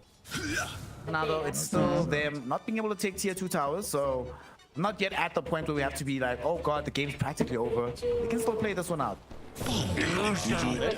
Radiant's courier has been slain. Bandung itu. You know, just jump this. I think somebody might die here. He needs to be very, very careful. I bet he's thinking about going in, but doesn't really want that smoke. He's fine without it. They do have a blink dagger now on Nightfall, so this is the perfect time. After clearing out this creep wave, I would not be surprised, Jeff Luke, if they just smoked up immediately, try to reveal this item somewhere on the map and catch GG off guard. Yeah, GG, they're doing good to just try and hold out onto No! jungle here. They saw the multi-shot. Okay, looks like they try and get revealed herself. though. Nice. They have him underneath the vision by the outpost. Much easier kill. Jenis zoom gitu aja, And cuman nggak Artizio is already pushing in the bisa. top way. So you get this kill, you get the tier 2 tower, and then you connect onto the outpost, potentially running into the Roshan pit thereafter. Or you just do all of these things at the same time. Is under attack. Roach first. Roach first. I was like, no way they're that cocky. Right? They're not that far ahead that they can do all of it.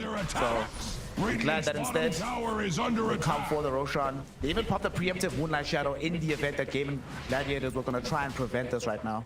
Well, that's the thing. It's like you look at the vision on the map right now, and they know that they have full control of the Dire jungle. The only real place that they haven't been able to get control of has been the triangle, but they know that there's at least some members of Gaming Gladiators that are forcing themselves towards the bottom side of the map. They haven't put too much emphasis on that Radiant side of the jungle, and that's where, you know, a lot of their vision is centric towards the top half of the map. Right? They got themselves a Roshan. Now they can take this tier 2 tower. Once they get this tier 2 tower, they can take control of the outpost, and then this map gets very, very small.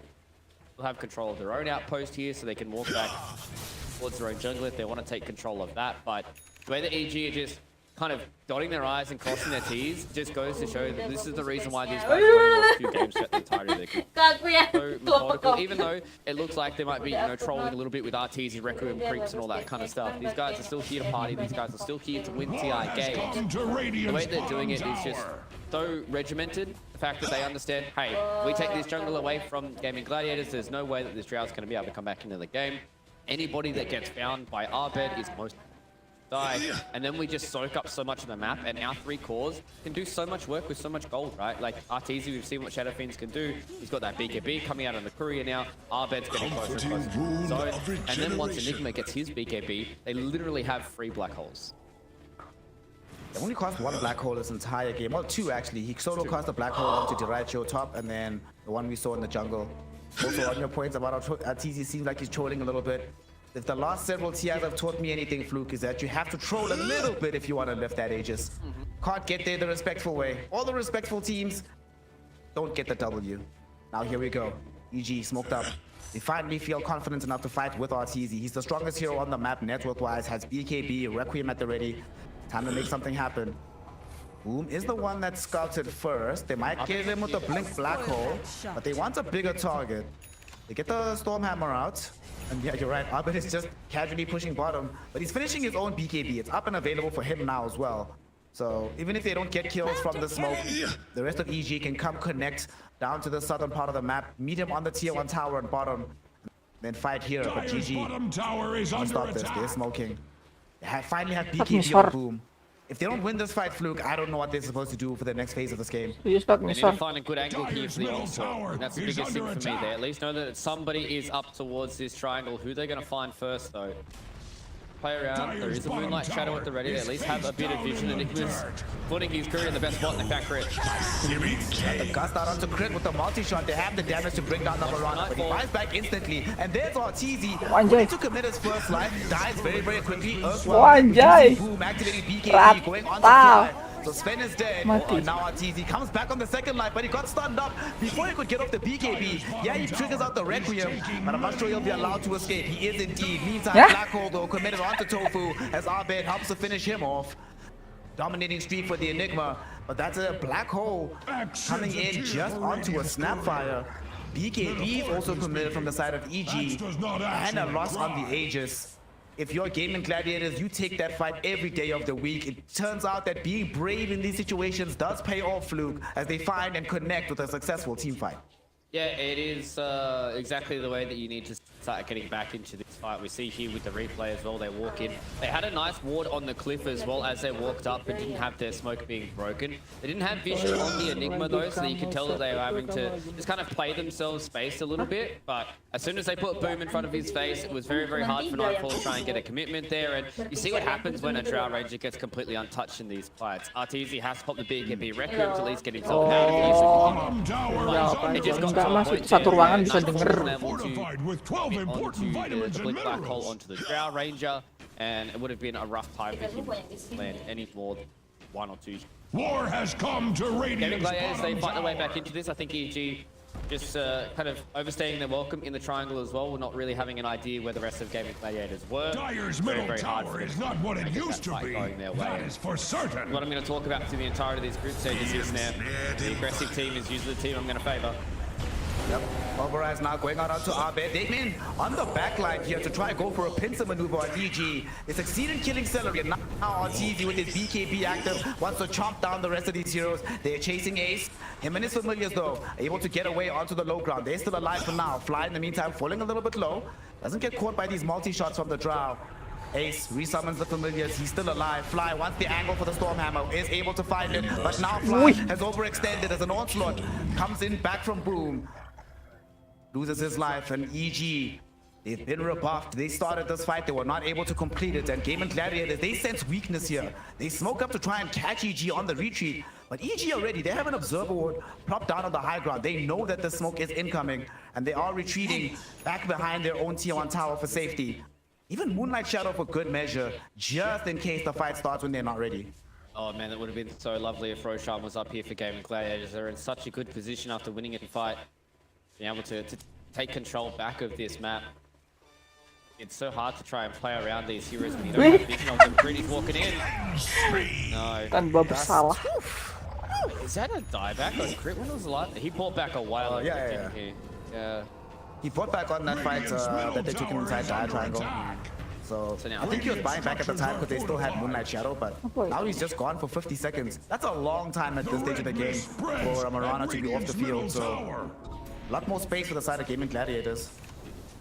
Yeah, a lot more space now for Gaming Gladiators to be able to take these towers, and this is why these teams are starting to fall back on this Visage Drought combination, just because of how much damage it can actually do. Visage, another one of those heroes that is extremely hard to deal with in these team fights if you don't just have the raw kind of damage output, especially with the Gravekeeper's Cloak, and we've just seen what Gaming Gladiators are able to do when they win these team fights, when they make them relatively slow. They've got the Wraith Pack for a lot of the damage mitigation. Dracho is doing a fantastic job. He had Arbed on his head for the entirety, he was able to kite up the BKB.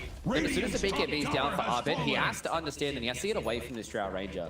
Us that can come out, they can get the rotation with something like a Fire Snap Cookie, and Arbed could potentially be going down. So Gaming Gladiators are playing this game really, really well. They're putting their bodies on the line and playing around their vision really, really well, right? Like they're understanding where they can see evil geniuses are on the opposite side of the map. So they say, okay, let's try and take ourselves a free tier 1 tower, see if we can get ourselves a tier 2 tower.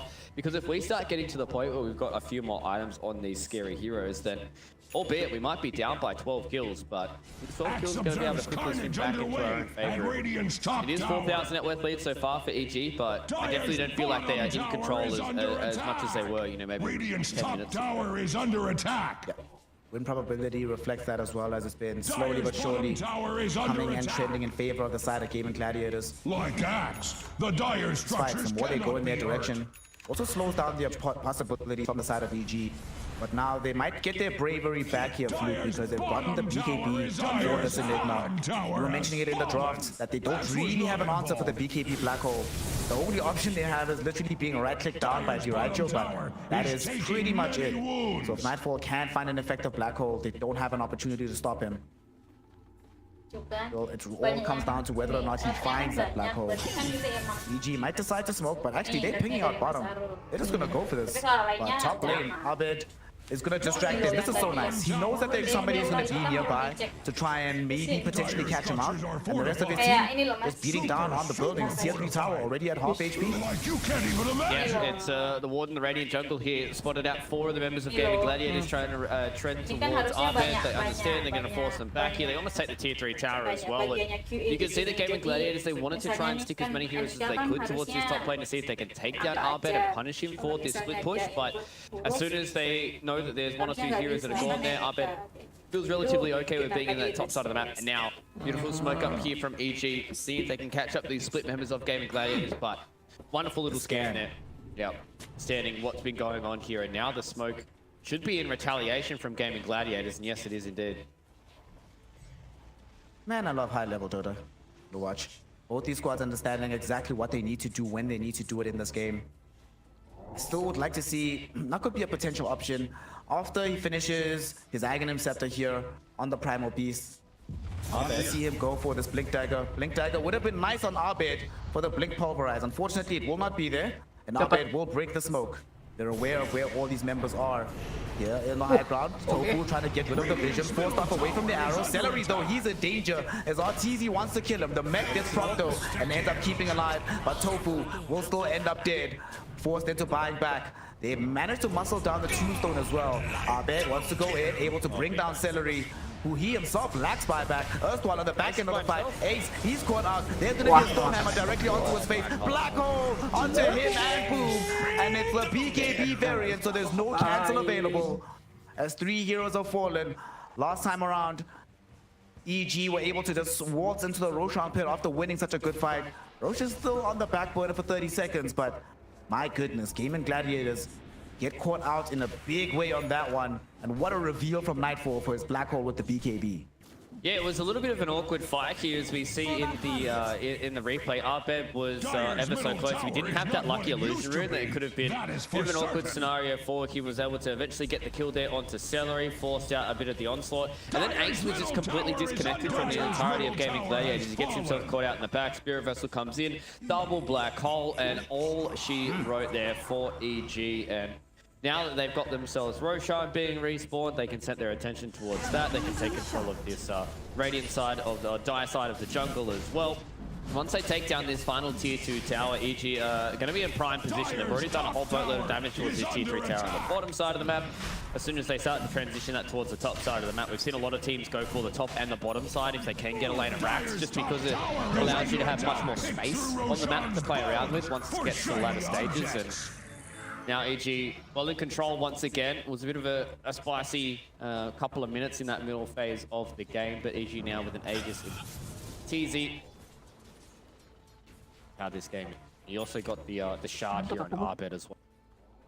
It's always nice when RTZ does a shard left. Yep. I mean, Arbet has Aghanims of his own, has the shard now as well, feeling super strong. TZ picked up an AC, so this is a Shadow Fiend I would not want to be playing next to. If he shows up, man, it's a lot of damage. It's a lot of right-click damage. And unfortunately, no real armor items on the side of Game and Gladiators themselves. The only thing they have is this damage mitigation that comes in from the Wraith Pact of Ace, but pretty much it. But he's on top of you, he will be able to kill you very damn fast. Alright, so we don't want to fight while they have this Aegis up. Do we just dodge and farm and then hope we just never have to engage them while they still have the Aegis? Yeah, I think they can do a good job of just kind of playing the bottom half of the map here. There's not really a spot that EG want to be playing. They want to try and play towards the top half of the map. They want to try and take this to the tower, which they have here with Nightfall. They want to put pressure on this tier 3 tower as well, because if they take this whole lane of racks, then it's going to be relatively easy for the bottom side. But Gaming Gladiators, they're just in a better macro spot here. They're going to see if they can go for a trade, though. Arbet is ready to respond. Arbet, that was such a huge slide of fist and so many procs on the Maelstrom Chain Lightning. Destroyed actually most of this wave by himself. Still has BKB active, so it's actually under no threat. But the main thing is that he's buying space and time because top, they are able to push onto a tier 3. Can he cancel the Diracho TP? Yes, he can. Diracho was stuck. The rest of EG, they see that as a signal. They immediately go back into this mid lane. RTZ is throwing in the right clicks, taking the melee racks. They want the tier 3 in the top lane to finish this one off as well. And GG, they're forced to walk back with Diracho, but without the right click damage of Diracho, there's nothing to fear here for EG. They can do whatever the hell they want in this. They still have an Aegis available as well, still a PK here on RTZ. And by the time Diracho gets here, I think we'll have already lost the second lane of racks for himself here, Fluke. But they jump him now, Onslaught comes in, and they take the first line. They do to the pulverize. Diracho has arrived in time as well. They took down the opponent's Wraith Pact. Arbet though jumps in. Oh no, Arrow almost caught Diracho. Is forced into the BKB. EG though, now that they've lost this Aegis, they will remove themselves from the base. But it is still a full lane of racks that they claim through this mid lane. Yeah, I liked what Gaming Gladiators were doing, forcing EG to try and make a decision there, but EG stood strong. They understood, hey, we're the ones with the Aegis here. We have a Shadow Fiend with an AC and presence of the Dark Lord effects of buildings. So it's going to be a lot of negative armor that's going to be going towards these towers. So I'm going to take them a lot faster than what a underfarmed Drow Ranger should be able to. And that's why EG just stood strong there. And it always got to a point where Diracho knew that he had to try and TP away and see if he could get away with not BKBing. But the fact that he didn't BKB just made it for Arbet to be able to remnant in. And he had a remnant top as well, so he remnanted past Diracho, just hit him the Searing Chains and said, thanks buddy, I'll see you in your base when you get here in 40 seconds. Now they're in a rough spot here. Very rough spot. But their BKB up on Diracho. They haven't really felt the impact of Boom. He went for this Aghanim Scepter. I like it. The break is relatively nice and a little bit of extra damage is good because he's always going to get right-clicked, but is it enough for them to win this fight? Oh, well, it's not if he dies first without being able to get off a BKB. And then the black hole onto 3 coming in from Nightfall.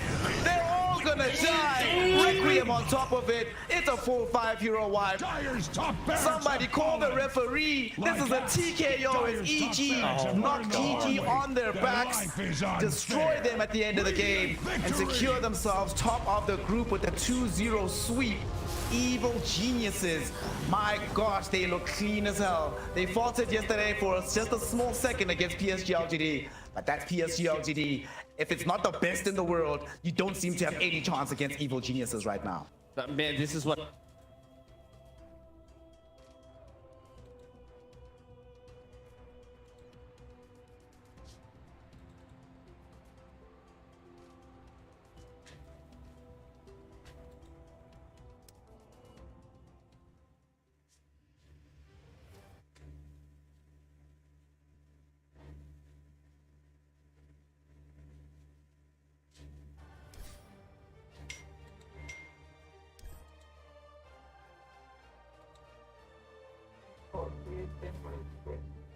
Oh, ini bisnet, Mas. Oh. kantor dan dapat surat dari Snap apa. Terima kasih atas kepercayaan telah menggunakan layanan Snap. Bersama email ini kami informasikan bahwa ini hari ini 17 Oktober terdeteksi alarm pada jalur distribusi yang mengakibatkan penurunan performa untuk seluruh pelanggan kami di area Jawa. Ai, irmão. E Saat aí, ini tim PPA? engineer kami sedang melakukan pengecekan dan investigasi lebih lanjut. E aí, você já vai entrar? Entra aí com a gente logo. Kepada Bapak Ibu Ainda na PPA live não, Akademi estamos no pause. Entra. yang kami hormati. Pesan, Mas, aku tadi udah pernah loh, Mas. Aku pernah lagi. Oh gitu sih nggak boleh loh, Mas. Oke, tim Liquid. Oke. Sim.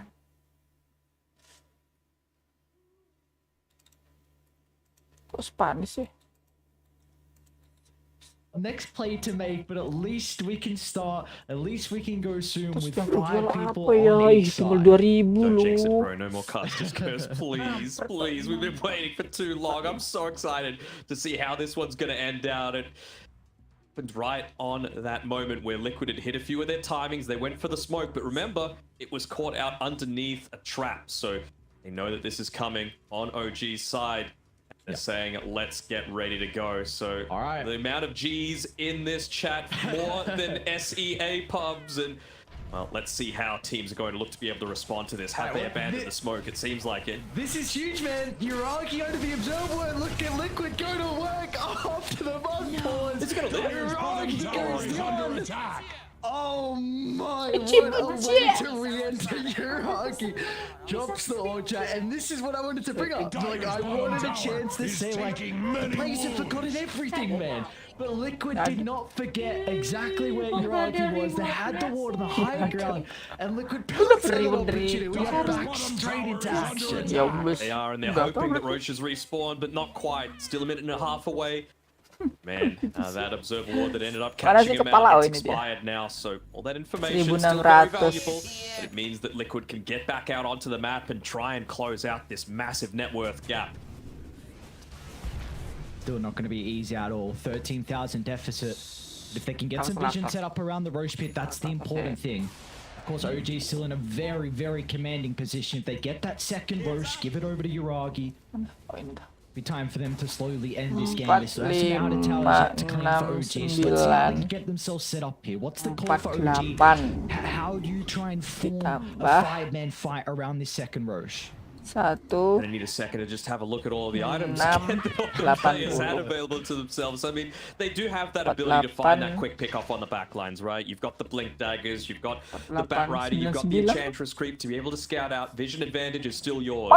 Uragi, even with the silver edge, not the silver edge, the shadow blade as well, building into the silver edge to be able to just try and man fight a little bit more, but look to go for that pick off, but with Roshan spawning in 5 seconds, it almost feels like whoever gets the jump is the one that's going to be a more advantageous position here. Look at this, they might run into Zai first. Nope. Zai cannot go down. You need the man with the black hole. They're going to jump Meca instead. The lasso's not going to provide them enough, but Silver the damage coming through for the right side. Uragi's able to clean up Zai and the Enigma. Meca's going to try and stand his ground off the back of the BKB, but OG are doing such an incredible job to kite the Shadow Fiend, and now they can go back in. Pouncing on the opportunities. The global sounds will cover them as well as OG find 4 and soon to be a wipe. Marchu will bring one person into the grave, but OG can now look to go towards the pit. This feels like, they were able to steal the gem back. Okay, so nice little courier micro coming through from Insania, but yeah, into the Roche pit means that Uragi, he's going to be able to pick that one up. With the ever-trusty Aghanim Shard coming through from him, so that vision advantage is just going to even grow further. Axe observes carnage underway. It was like a carbon copy of that fight that, we saw, what was it, an hour and a half ago, around that exact same area. Perfect global silence coming through. Didn't need to worry about the Enigma. It was basically just, they're looking to try and converge. They're looking to try and get that stun off on the Witch Doctor to potentially get the turnaround potential with the level 2 Death Ward. Could have ended up doing a bit of damage, but not giving them the opportunity. In that downtime, there was something that a lot of the people on stream didn't see. They talked about being who is Itachi, who is Sasuke, who is Naruto, and it was all the weeb talk coming through. Makes me feel like Tiger and Insania have just been watching Naruto in their downtime right now, but we ended up deciding that ATF was Itachi. He left his clan to be able to benefit the village. Sure. Benefit the boys. Help them out in some way. He's been doing an incredible job this game, hasn't he, Itachi? No, it's not the electric spread. It's not Itachi. Get rid of the H. It's just Itachi. Itachi.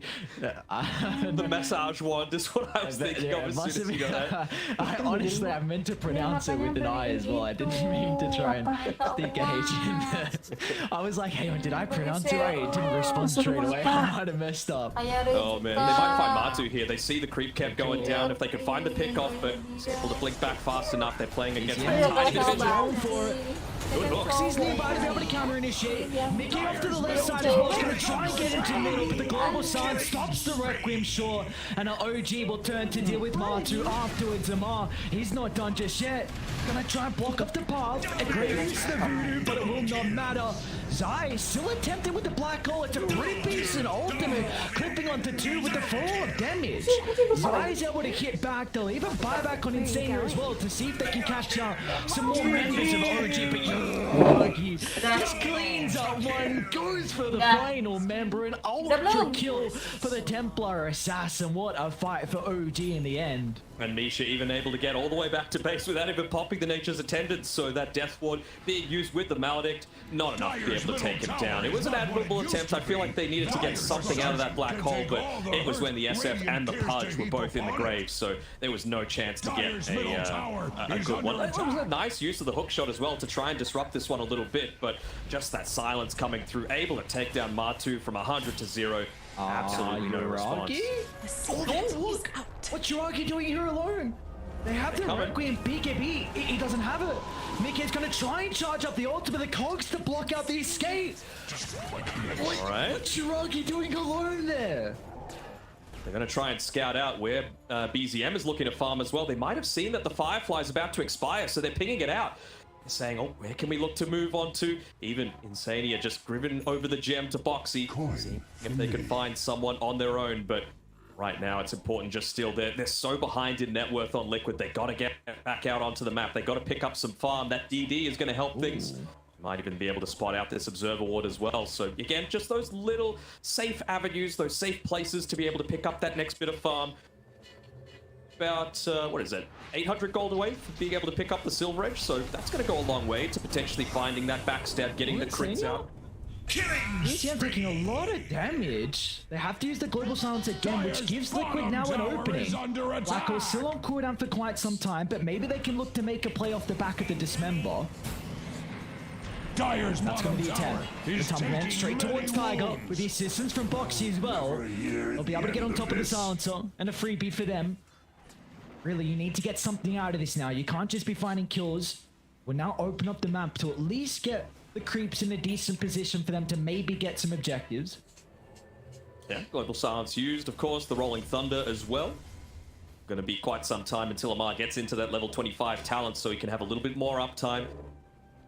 Playing still, I mean, you're playing heavily around the black hole, but you can actually look to make a play happen now. Actually, never mind it. The Global Silence is going to come out at about a similar sort of period, but they're just going to push out this map. They're going to try and find someone feeling a little bit more overconfident for being able to find that individual pickoff, because Liquid as a full 5-man unit, they're still incredibly strong. Boxy with his hooks, and more importantly, the cogs have been fantastic for just opening up the map, pushing them back closer to the team so that they can do what he does best, and that's just stand there, right click, beast now, especially with that DD rune and the Silver Edge pickup. God, he is. Radiant's We'll actually use the DD. It might have even expired in fire. Wounded, or put them out of their misery. The 2 towers going to be clean. Let's see if they can take a fight now. You really want to force an engagement with the double damage rune. And, oh, they might be able to onto Yuragi. Matamba Man again finds an opening, but a Global Silence going to stop it short. They're picking Zai. He's got the black hole already. He's going to look to jump in and use it. Solo onto BZM, but the swashbuckle. The lucky bashes come through, but Boxy, he's got the rebuttal. A cogs to hold them into place. Mickey needs to start to stack up the right click damage, but again, the bash flash up the swashbuckle. Amar covers the retreat perfectly. And Amar again in these team fights, dude. He's way too good. The instant reactions coming through cancels the black hole, cancels the Requiem, stops them from being able to get those right clicks that they need to be able to get, finally a good pick off to translate into something else. Ping in the fact that they've got the vision, but been pretty well protected up here on the top side. The jungle by Team Liquid. They're going to continue to try and play around it with that black hole off cooldown. They don't have as much to be able to take these next few team fights, but Matu, he's still got the blink, he's still got that individual pick-off potential. I wonder if he might look to make a rotation together with Insania, just because Dismember into the Maledict and even just the Voodoo Switcheroo, probably enough to find anyone in this game. Yep. So for Liquid, it needs to come down to how you can address this silencer. Tiger's just doing way too much, completely disrupting any hope of a turnaround in these fights. So it's going to come down to some vision advantage that Liquid can get, and probably the jump from Boxy. He's involved in 29 out of the 36 kills so far. The 4 deaths, I believe. So yeah, playing a phenomenal game with his positioning, with the timing on those global silences, and looking to make an aggressive attempt, realizing that it's important to maintain control around the Roche pit. Still potentially about a minute or two away, but want to make sure that they're setting themselves up. That's something that OG does tremendously. They understand how the game state's going to be changing in the next couple of minutes. The thing is, it was all while there was a big creep wave hitting in onto the top tower. So just playing around the tree line was Liquid, and they're going to be able to retreat so this smoke doesn't end up netting them anything. Okay, this will give him time to get towards level 20. Damage here for the Shadow Fiend. Really needs that big item though. So going up against a lot of damage here with the Farm Templar Assassin from Uragi. Doesn't have the items to stand toe to toe, but once that Satanic is completed, could see some remnants of the Shadow Fiend being able to go 1v1 against him. There's so many important targets to have to go on, right? You want to make sure that you take out the big damage component in the TA. You want to make sure that you're removing this global silence aspect. That's why you're saving so much gold on Tiger, so that you've got that buyback potential, so that you're never caught out. And just the Pangolier, we've seen how great Amar has been at being able to create the control in a lot of these team fights, and even while playing aggressive, 4 kill involvements for him too. And it's off.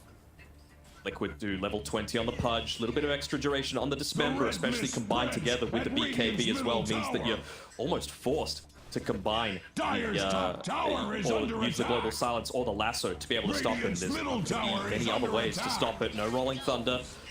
It's got the Swashbuckle, but most likely it's going to be the Pango that gets initiated on.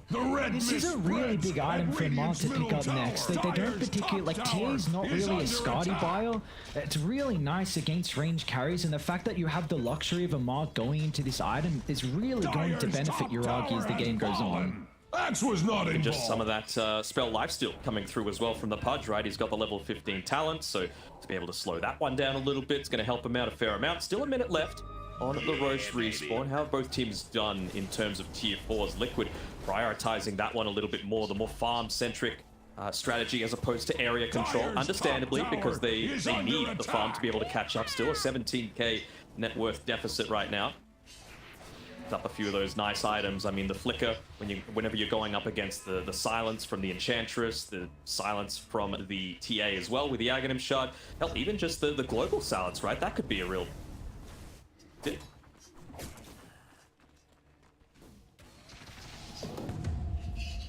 It's always the kind of the big issue with the Silencer, with how many ways you can dispel it thanks to the neutral items. So multiple given over here for Liquid. Really help to benefit them. I mean, they've got 3. It's actually so dumb. They've got all of them. Tanic as well. Oh, all right, BZM. Not the longest cooldown of the Lasso. Using onto Illusion. That's the opening again when you are this far behind. Any little bit of a window could help out. Even just no Firefly is pretty big.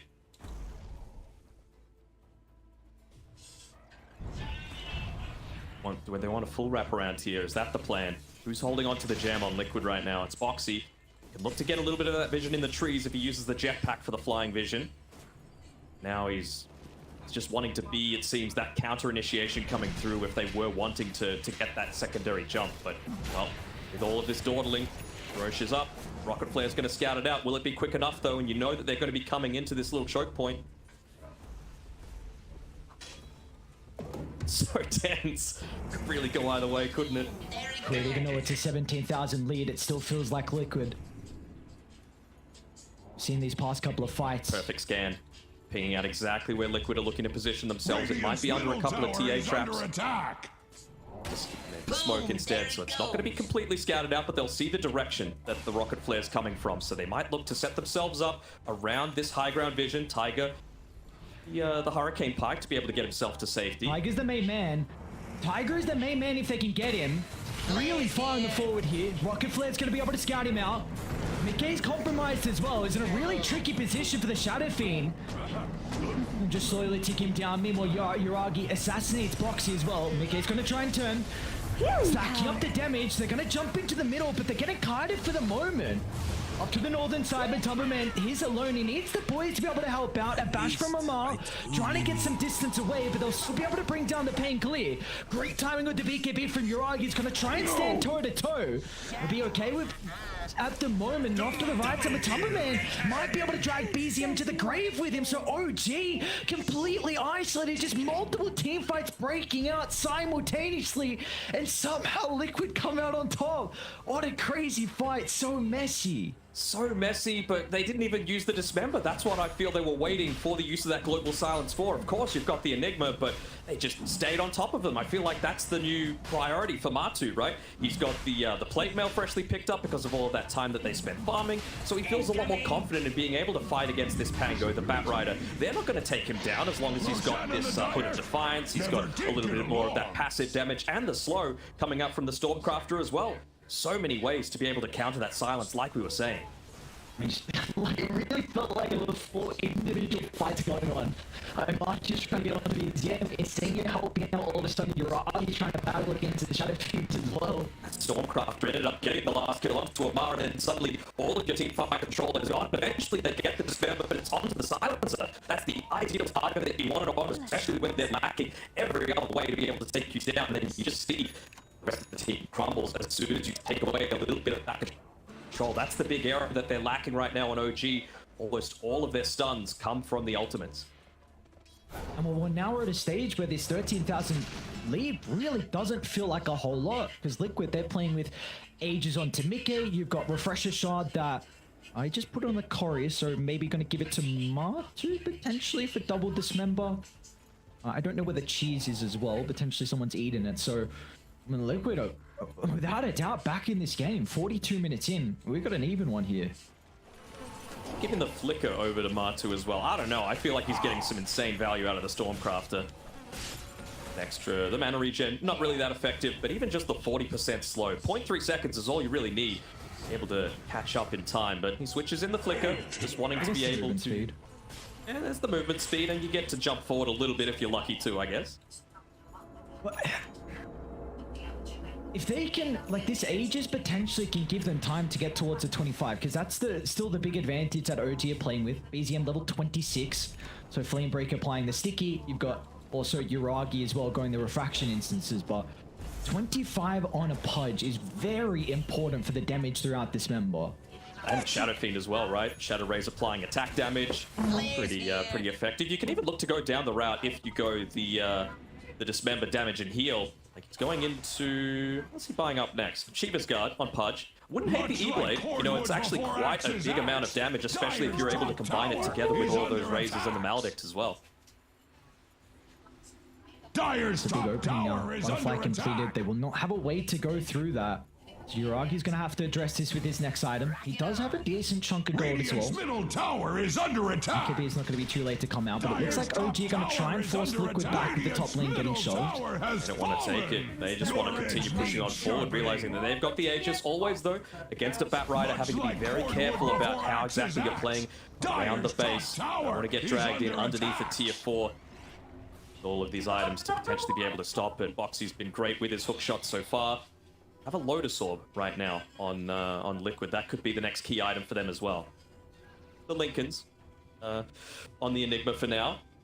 Lotus certainly just another way to be able to dispel that silence onto anyone on the team and stop the lasso.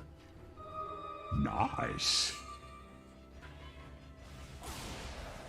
little disjointed right now. I feel like they might need to wait for Zai just to get a little bit more pressure onto the bottom side, play with the rest of the team. He's level 20, so the Eidolons are going to start doing a fair amount of damage on their own. Pushing in this bottom side of the map, creating a ton of pressure, and forcing a response through from OG. Boom! There it goes. They're gonna force the issue? Yep. Looks like they are. Yep. Throw the Lincolns onto Meca, make sure that he's not going to get brought back. No real great ways from range to be able to pop that Lincolns as well, so he's going to be looking to back up. You see the Arcane Curse, or the Last Word, attempt from range. He's got the telescope, so that certainly helps out, but it'll at least force Meca back. There's that MKB, so they're not going to get too much time out of not having an answer with that. Very important here for Uragi. Smoke up once again. Exactly where Liquid are with the scan. We have a very good formation set up, so it's going to be the long wraparound for OG. Just what the doctor. Scan didn't actually connect onto anyone, did it? I know that they just used the scan there on the Radiant. Of course, the telescope, lower cooldown. Gonna throw Nisha up here first. Pops the smoke, the ward drop instantly. Amar's gonna drive up to the high ground as well as Uragi just assassinates one of the members, but they're completely split. They've been able to deal with Amar. First use of the global silence. They've got a second one ready to go. Tumberman as well. Another dismember into the middle. Onto BZM. Meca just posturing on the high ground with the right clicks.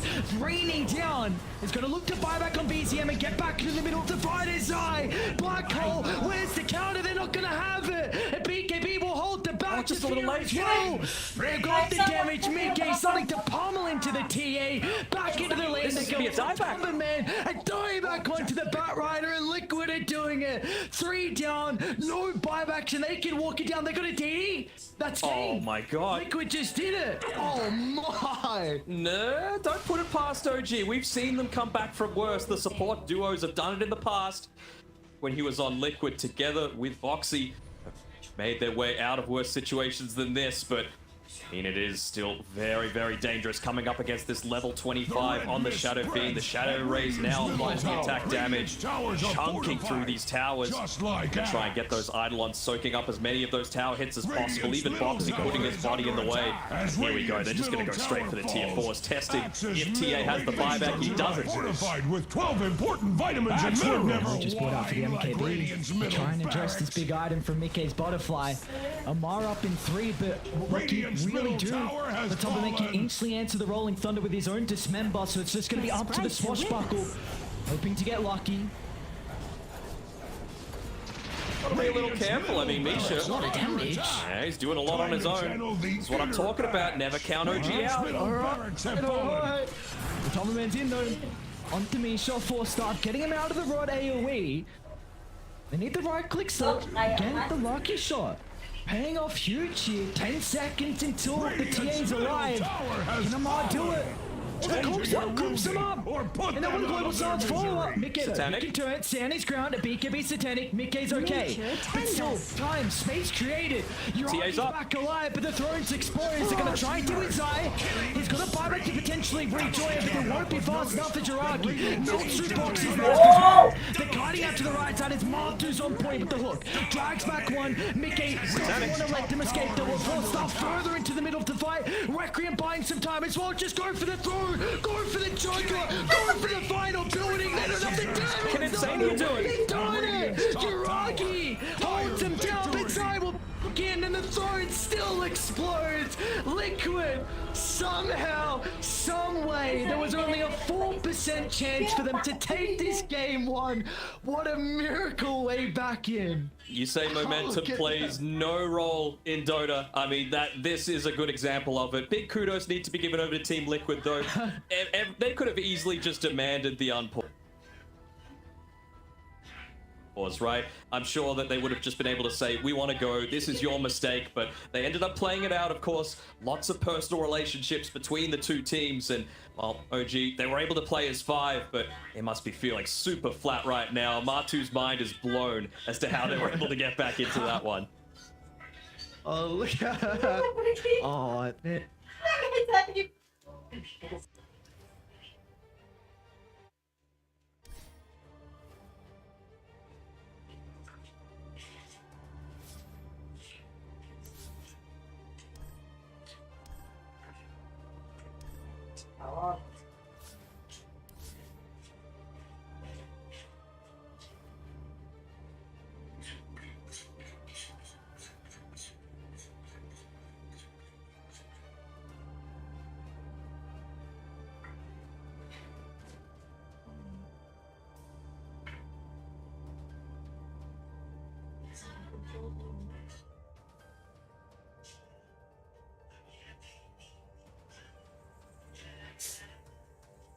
Udah kejual.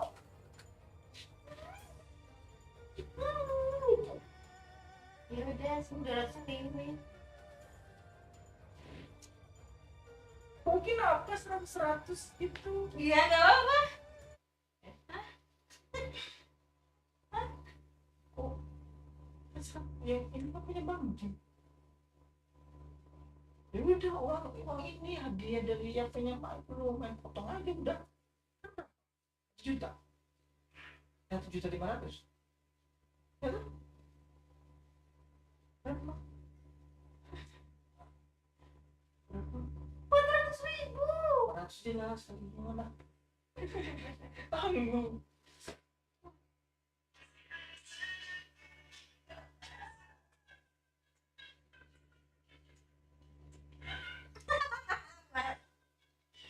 Iya.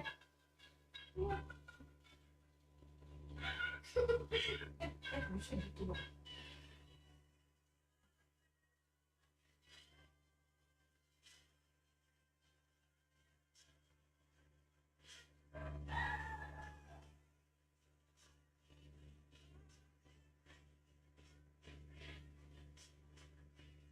Yang kan?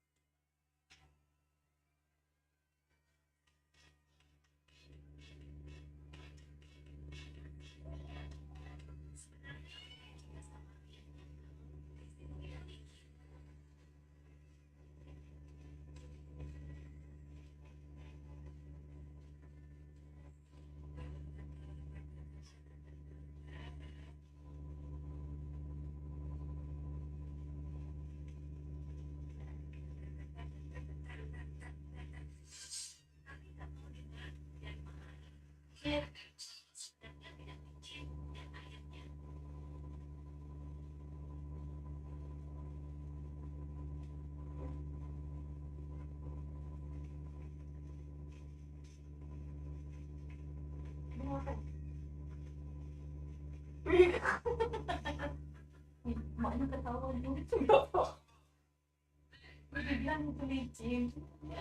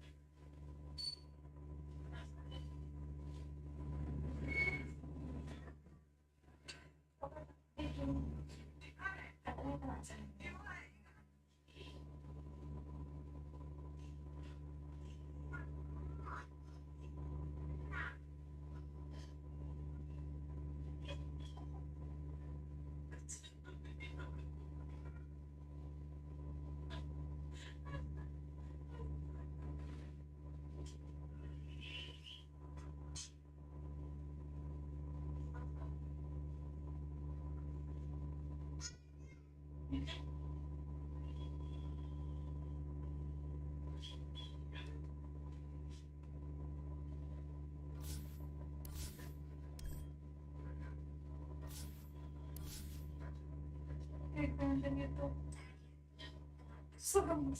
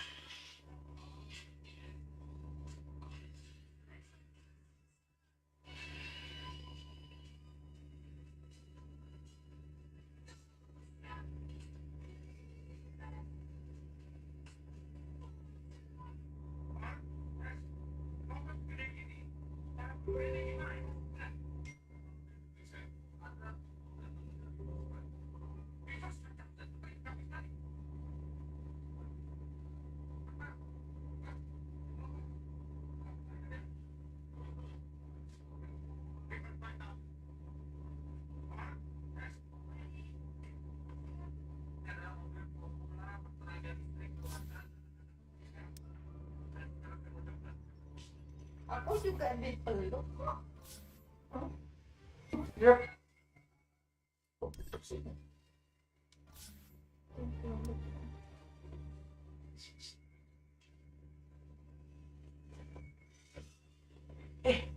Ini nggak ada empat.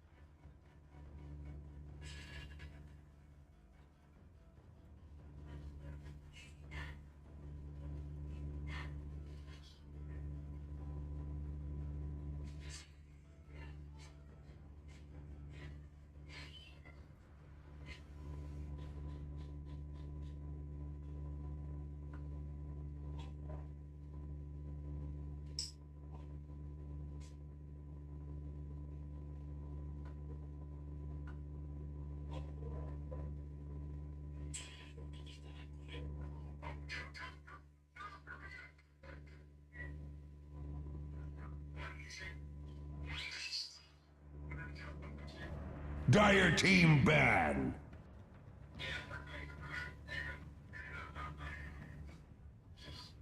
Radiant team ban. Dire team ban.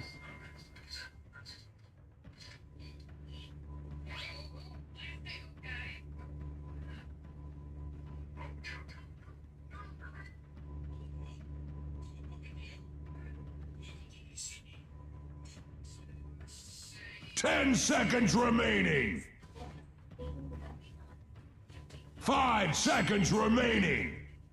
That game on OG, and it really did feel like they had that game in the palm of their hands, but a couple of big mistakes ended up throwing it back. And, you know, sometimes Ice Frog likes to smile on the team that's ready to make the comeback with the double damage as well on the Shadow Fiend, with the presence of the Dark Lord hitting onto the buildings. And Radiant team Yuragi, he just seems flat after that one. Might be able to brush it off. I'm sure that was a big part of comms coming through as well.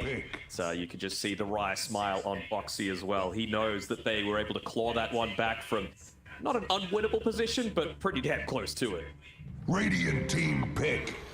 Damn close to it indeed. And we get underway here for the second drive. A little bit of difference in the banning phase as well. Liquid got rid of the Marcy and the Morphling due to them not having first pick, so it's going to let the Undying slip through. Brazier was banned previously in games of draft as well, so OG want to avoid that.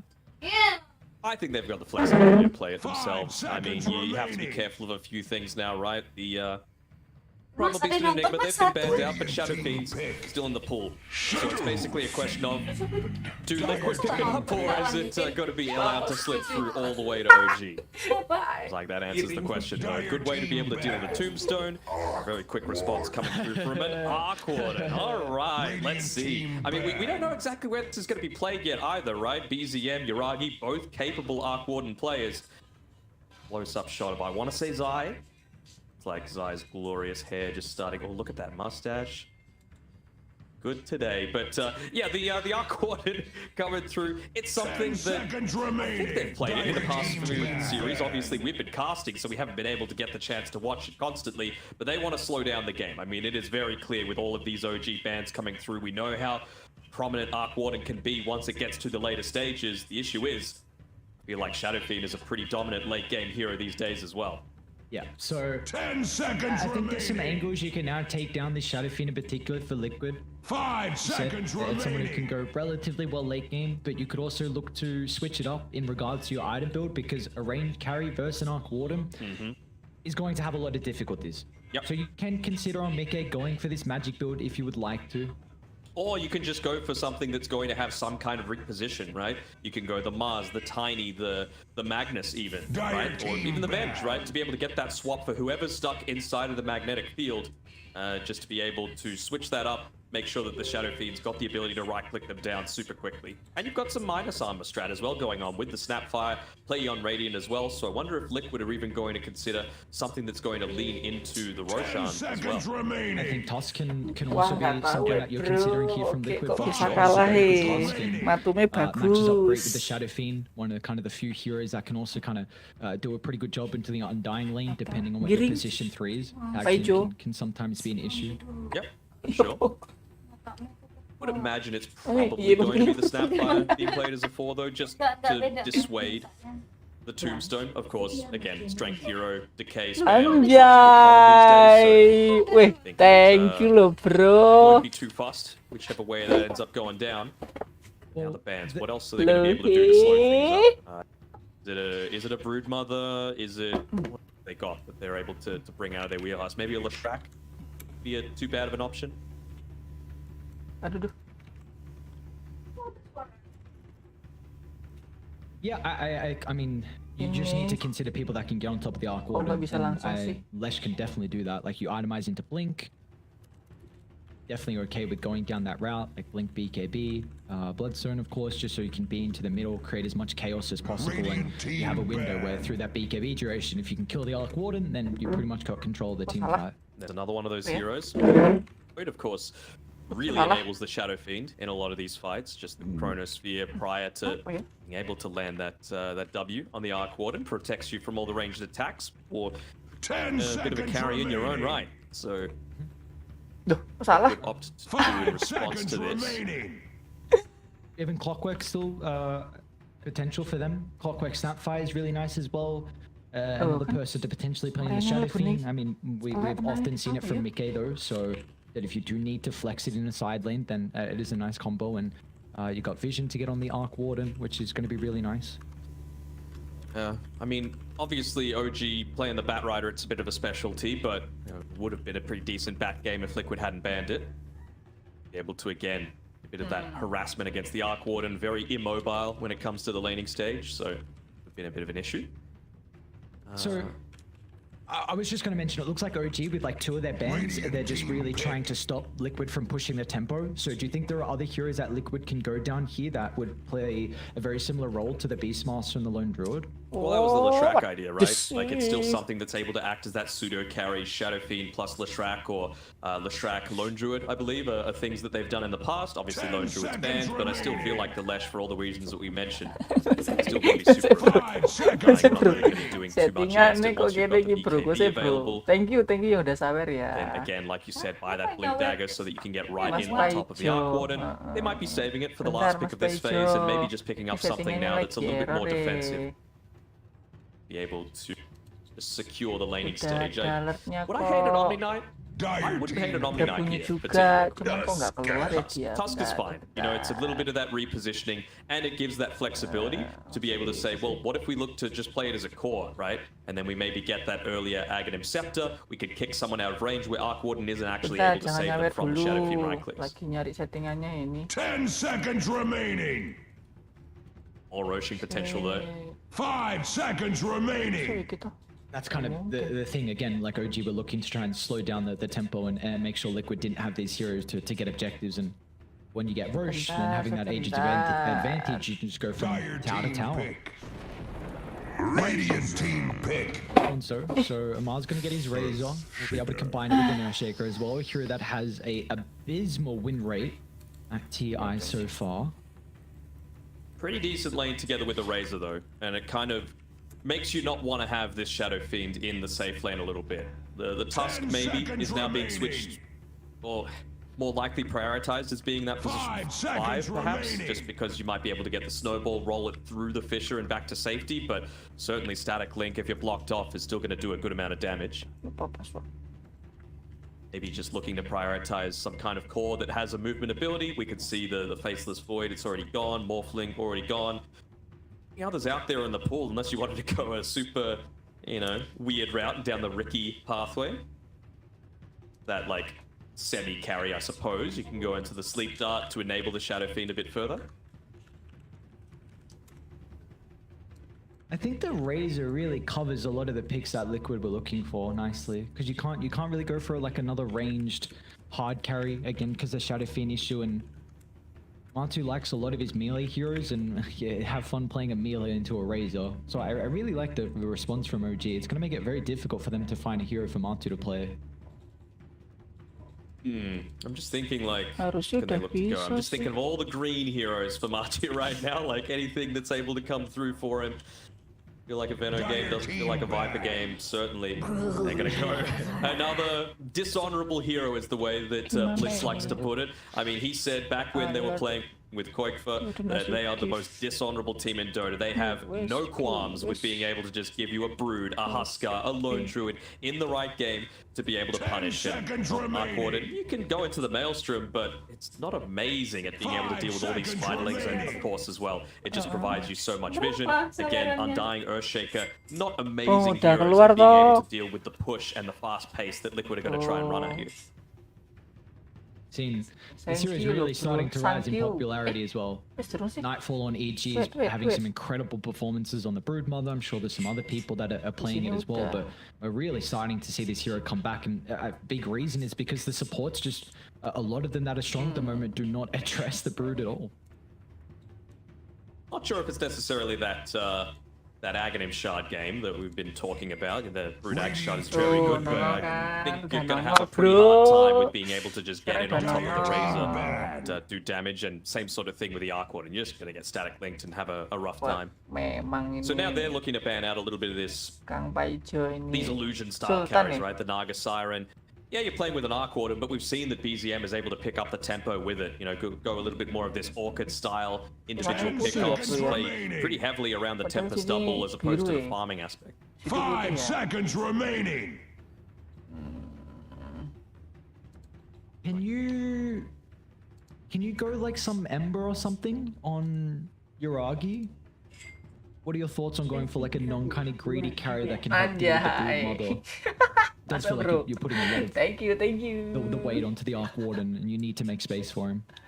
But then my issue is that you might just put the Shadow Fiend mid, and you're very happy with that. You know? Or even you could bump up the Tusken priority to be a mid laner, you know. And Liquid have the ability to make that choice. You're going to have the right click advantage in the lane. You're going to really pick up the pace in terms of that Aghanim Scepter timing, which really good against the Razor and the Arc Warden, right? All you need is them isolated away from the rest of the team. So, do you think what do you think they're looking for? Do you think this is a BZM hero we're still looking for? Dire team pick. About to say anything that's going to be able to slow down the game. Like, you can play the Razor mid, and I think it's generally okay. So, could they break out the Sand King again here? For OG, it's not the greatest pairing with the Earthshaker, but bukan cupu bro, tapi emang loro tenan nih. Rolling it out, right? That's what Naga does. Use the illusions with their Riptide to be able to cut waves. Tide Hunter just place him in front of a tower. God, Magnus, there's some repositioning of their own. All right. How are they laning? This is a mid Magnus? I think so. So I kind of forgot like Yuragi's. I believe more their Arc Warden player. I imagine BZM actually can play it. Okay, BZM. Okay, so there you go. Akang. BZM has been playing a lot of Magnus in clubs, so this is going to be exciting to see kind of what build he wants to go down here in this game. Razornya just a pretty standard off-lane style, maybe affording to go into like an extra saber. Just more aggression, right? More push, more damage. Oh iya bener amat bro, Mas Paijon ini jasanan nih. The Matu Death Prophet as well. Okay. Maybe just wanting to run that into the Razor, so if he static links and run at you, at least you've got the Spirit Siphon to be able to withstand it a little bit.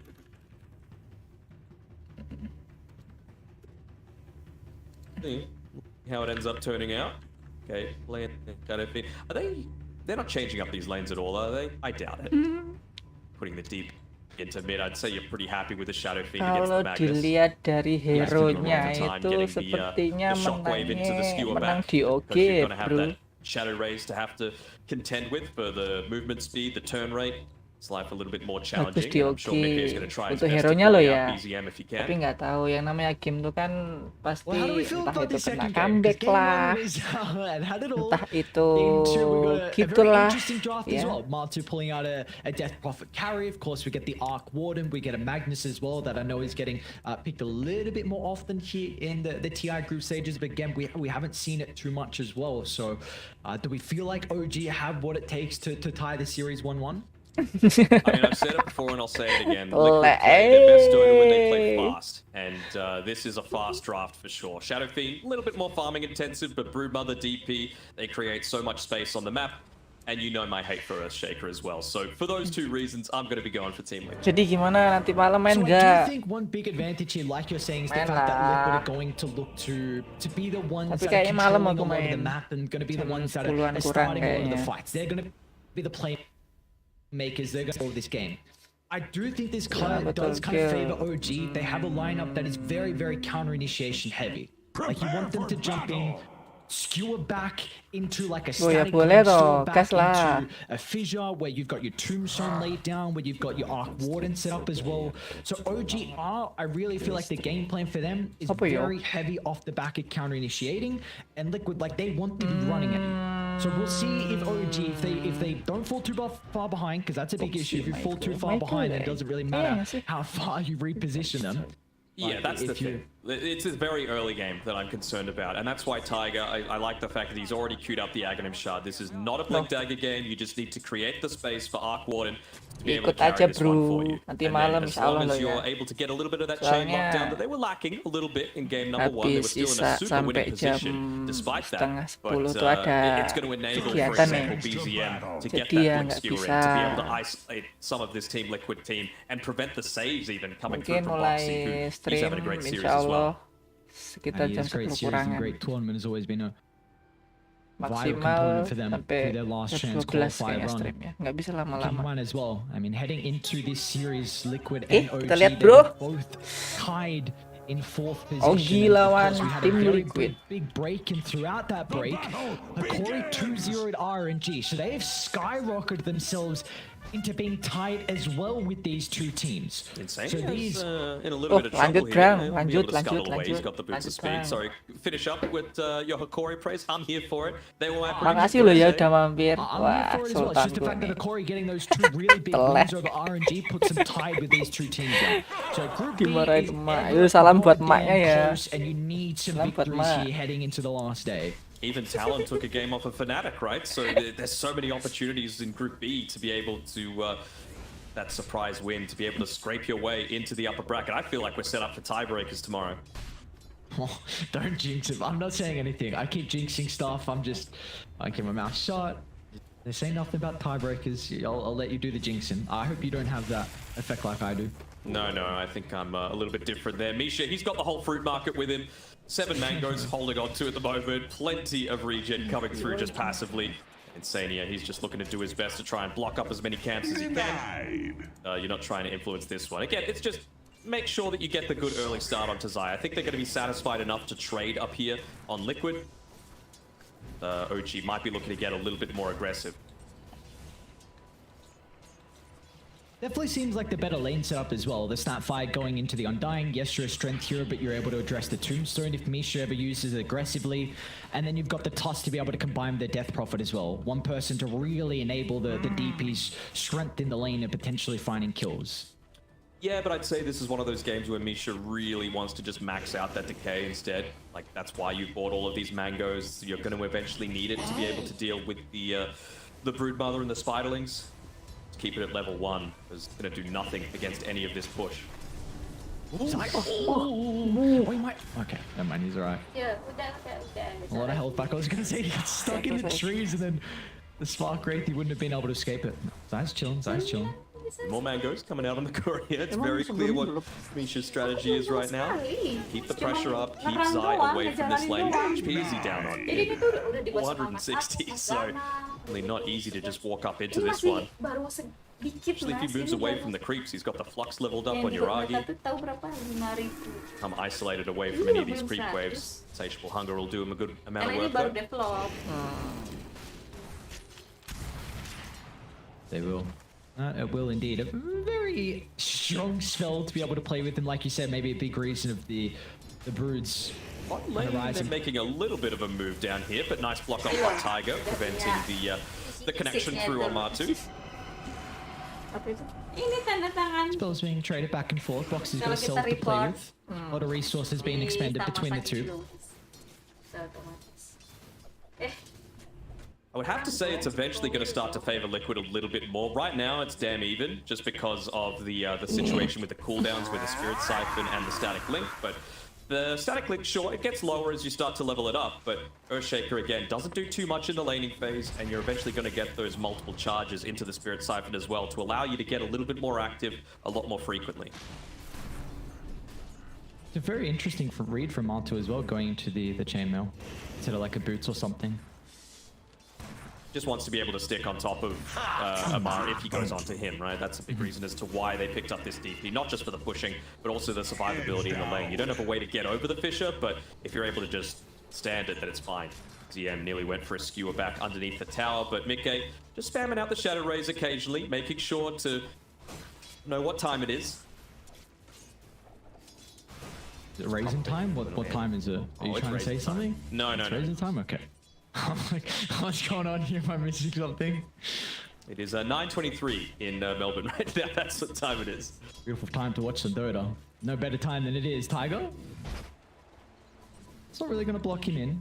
Again, this is we're just waiting for the action to break out. 4 minutes in again. Both the side lanes have a lot of threat to be able to find these kills.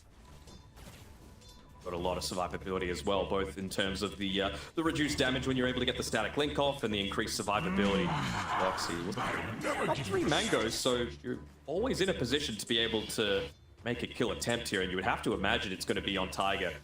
looking to prioritize. Fisher's only going to be able to do so much if you can get right in on top of him and able to drag this creep wave away, allow Amar to farm it right underneath the tower. In some trouble at the moment, Solo's gonna give him a little bit of bonus help to play with. He's gonna try and duck into the tree line, but Zai's got the advantage with the free pathing. And finally, first blood is picked up. Double kill. Might even get Zai, who finds the decay. Is he gonna go for the random use? Ooh, Misha. Doesn't have the damage though. Can't show in the lane, otherwise, you know, just get caught by that soul rip. Creeps around to be able to deal with Zai. Do it. Do it. Do it. He doesn't see it time. Bottom side. Bottom lane, a little bit of a play. Again, underneath the tower, it's so much more difficult. Misha. Furthering how tough of a start it's been here for Zai. 11 last hits. He didn't get the kill as well onto Yuragi, so wasn't given the first blood goal. This is a really difficult lane here, it looks like, for the Broodmother. It's not getting easier with that death. They're actually going to snowball further past Tiger. He's still got the vision to play with, but Boxy as well has some spells to be able to cast. Amar's going to try and play around with the static link. But of course, Martu's got plenty of damage coming in through himself, so it will be a 1-for-1 in the end. At least Amar does get the kill before he dies. I'd say Martu's pretty happy about that. You probably wouldn't have had the time to spend the gold, and been some unreliable gold lost there, as well as the solo XP given over to Martu, so that's just going to enable the potential for this Earthshaker lane. Again, it's not that scary for Martu, especially now that he's got the 3 points in the Spirit Siphon, so we might even see some rotations come from Boxy to some of the other side lanes. Power runes have already been picked up though. Double damage on Meca, so as expected, he's got a little bit of a lead over BZM, but that's the advantage of this Magnus. Oh, another death. A Tiger as well might be chased down. This one not enough, but the last right click can do the dirty work. Losing. Off to a killing streak. Little bit counts, right? They've got the vision on both teams, but the one that has the stronger lane is the one that doesn't have the Earthshaker. The old saying goes, but yeah, Martu, he is left on his own. Boxy getting a little bit of a pull-off, again, just denying as much of that gold away from ATF as possible. Do we feel like Martu's going to get to a stage where he can be left alone and that potentially Boxy can rotate top as soon as Zai gets level 6? I mean, I think he can be left alone right now. It's just a question of, do you want to, or do you want to continue shutting down Amar's game? How important do you feel he is to being able to, you know, get OG and Avenue back into this game? Not that they're too far behind, you know, having a good start on Yuragi.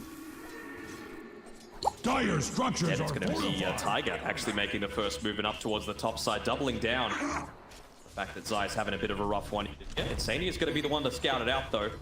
A great fissure, but... You're a spider. Mother stuff. Easy trying to run over the wall. And not enough. Meanwhile, bottom lane, they get Amar as well, so the rotation for Tiger is not going to pay off.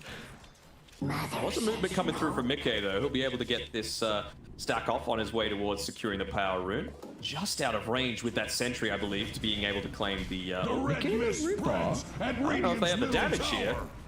See, BZM's going to be playing with the potential of the RP. Yuragi's even going to look to TP in as well. He's protected with a snowball only for a moment, but that protection is enough, and he's now going to try and stand his ground to beat onto another. Meca might get the triple kill again, because all the goons from Liquid have shown up. 3 members going down from OG, spilling blood in the river.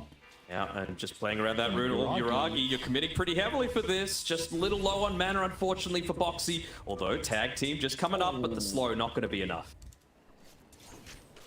If he waited just a little bit more, he would have had the mana. So just 5 more mana for the snowball versus the tag team, but getting a little bit antsy. You know, they're feeling themselves right now on Liquid. What a dua. This is despair for Amar. He's got a Midas queued up. Like, you needed this hero to have a good lane so he could kind of... act just as an unkillable force throughout the entirety of the game, because your playmaking potential in OG is very limited. Yeah, with the Razor not showing back in the lane, it again just frees up Boxy, the more superior rotator, paired with the Earthshaker, to being able to make these moves around the map. No real reason to come back bottom. And he's nearly hit up onto level 6 on Boxy as well, so you're going to be able to get a lot more of those quick pickoffs happening. Dire's top tower is under attack. Now Zai recovering the rough start to his game. They've taken over this top side a little bit. Dyer's top A little bit scary to come up here as exploding on Misha. Martha's like, thank you very much, sir. Take the kill. Easy peasy, and also scout out where Amara is. They're going to see him shortly in the lane. They want to wrap on bottom or they want to wrap on mid. They've got the X up already. Kill into an objective would be huge here for Liquid. Is under attack. So is the mental damage. That's what Dota's all about. Emotional damage, being able to take out important cog to the OG machine. No. Oh no. They're going to try to keep him down. Shards up huge. Good shot. Placement from Boxy with the rotations. Are they going to be fast enough? Matu activates the Exorcism. And BZM in the Tempest double. I don't think it's going to be enough. BZM tries to play around with the RP. Skewer back as well. They get the kill. This is under an Exo. He's going to sacrifice his own life as Matu is more than capable. And another charging on forward. He might even go for another.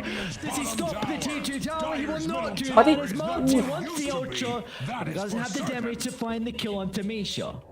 Still though, great early game coming through, and all the while Meca is just whacking away at that mid tier 1 tower. Siege creep at the ready. They're going to be able to open up the map even further, so even the last bit of safety coming through from the jungle for Amar to make that comeback happen, not going to be as much of a safe haven for him. Zai as well took the top tower. He's farming under reward, but he's taking away one of the big advantages of playing on the Dire side in those easy to pick up jungle camps. OG need to get an objective. You're not going to have a jungle to play with, and with how far you are behind, going this double Midas, and again Amar going bottom, and no one's here. No one is here to play behind him. Liquid are just bullying Amar with this stage. More unreliable gold being lost every time. That's one of the big downsides why people sometimes buy the recipe on the Midas first. Boxy? Alright, let's see if this is a higher gun that you want to enter on. Cheeky. Alright, I mean, gets him over the fissure and he's gonna go back in now. Just a look at the damage. Yeah. What a Tusk provides versus what an Earthshake is able to. Or even making a little bit of a dive here in the mid lane on Die. Looking to bully BZM a little bit. He does have, again, the Empower, so pretty easy way to be able to deal with a lot of those spiderlings. Has to be careful. Lane. He pushed in a little bit, so Zai looks like he might be able to get the full retreat, but even just using his spiders to block up these camps, prevent BCM from being able to get a lot of that easy farm. Oh, they can roast with this DD. Next EXO, with tag team maxed out, they can definitely roast for Liquid. Tower is under attack, which my matriarch will prize. Vision situation looked like for OG. Too bad. They've got the super deep one near the Radiant Ancient camp, so they're going to be able to spot it out, but it's going to need to be a pick-off first. I don't think Boxy's going to be able to do it alone, but that's not his priority right now. He just wants to try and bully BZM away, make sure he's not farming while the rest of his team is. Even Matu just staying down here on his own. 3 heroes making the move down here. Tiger with the Echo Slam available. It's on the wrong side of the fissure. For OG, they're just desperately trying to open up the map, desperately trying to find this T1 tower, but the fact that you've given Tumberman a Death Prophet, a hero that can just play down, very self-sufficient, and being 8-0-2 without a doubt helps. Like, he's incredibly farmed, difficult to kill, but without the extra little bit of camps they can farm, without potentially an extra wave as well, it's just so difficult to spread the net worth between the OG members. Oh, they've shown again on Amar. TP from Boxy. Tombstone's going to be laid down. Fissure to try and disrupt the combo as well. Matu's got the Exorcism at the ready, and even Liquid, they're going to bring some more members. Mickey's going to TP down along with Insania. Gold-like streak from Matumba and Misha. Not long for this world as well. Yeah, he's going to get chased down by the ghosts. You just see the movement coming through from Yuragi, trying his best to keep that mid lane pushed in. He's at least picked up the Maelstrom and isn't having too bad of a game, but just slowly losing more and more of the map, which an Arc Warden needs to be able to stay up and stay ahead. That's the big strength of the hero. Multiple units being able to put that aggression out onto the map.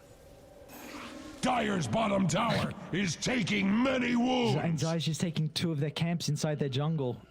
Net worth lead just continuing to grow off the back of the kills and just off the back of the farm that they're able to take away. The economic damage is just so rough for OG at this stage. Yep. Building up even further. Was thinking we might have even... Actually, he did put the spiderlings inside the 2 camps that he doesn't feel safe farming next to. You can see Yuragi, he turns up to the camp next to the tier 2 tower, and he's like, wait, where have I got the ability to farm? They're going to put down the sentry wards, but they're not going to be able to block up, unblock any sentry wards right now. all the doing of the Spiderlings as another death from Amar. 1-6-0 at this stage. 14.5 minutes in. Dire's top tower is under attack. Oh, they scout out the blink as well from BZM. Yeah, all the spiders, even just getting a few of those little bites, you know, the baby bites coming through from the spiders, disabling the blink dagger, making sure you're not going to get that reposition on Zai. A lot of damage onto the Tumberman to start. But an even better shards once again from Boxy and Misha will try and get the Tombstone down, but off to the right side, Boxy and Matu, they'll switch their attention over towards the Earthshaker. Uragi's trying to get some damage out, but it's just not enough. Oh, what a Yules! Himself. BZM.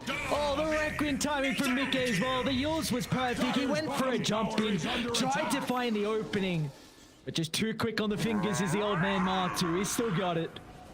Still got it indeed. They weren't able to protect their high ground vision, but it did its job. It stopped that blink skewer back underneath the tier 2 tower that BZM was going for, and it's all about that instant response. That's going to be the issue until you get the BKBs, and Liquid don't want to give them that opportunity. Is just, again, more value coming out of this DP who's not scared of anyone. High ground vision spotting out the Earthshaker Tiger there. Boxy instantly closing the gap. Have a look at this on DP in a couple of seconds. Clumping together for the Flux, maybe thinking that they might be able to get the turnaround, but instant coming through there. Oh, it was so fast I didn't even see it until you said it. Oh, pre-clicking, I believe, with the ward on the high ground. Yes, indeed. So beautiful stuff. And he's got the Midas. Let's go. We're back, baby. We're back. Farming Midas. It's a catch-up, Midas. Come on. Any catch up they're showing right now on Tiger and BZM down here. On the fingers to be able to get the blink away. Paid to give up Magnus, the hero that still needs to do a little bit in terms of scaling, right? He's going into the Falcon Blade next, actually, on BZM, having just the blink dagger right now. But I really feel like he needs the BKB for himself. Otherwise, you're just going to get targeted by a lot of these instant lockdowns, the stuns, your own BKBs as well. That is going to be not next on the agenda, but close enough for Meca. To Radiant's bottom tower. See what they can get on Liquid. Invading to the one's home though. No Kingston farming. They know where Amar is. Boxy again, he sniffed him out. Oh no, the TG tower is quite deep, but no one's nearby to be able to capitalize on Boxy's dive. No, the kill onto Amar. Rack up the tell. There's now Liquid.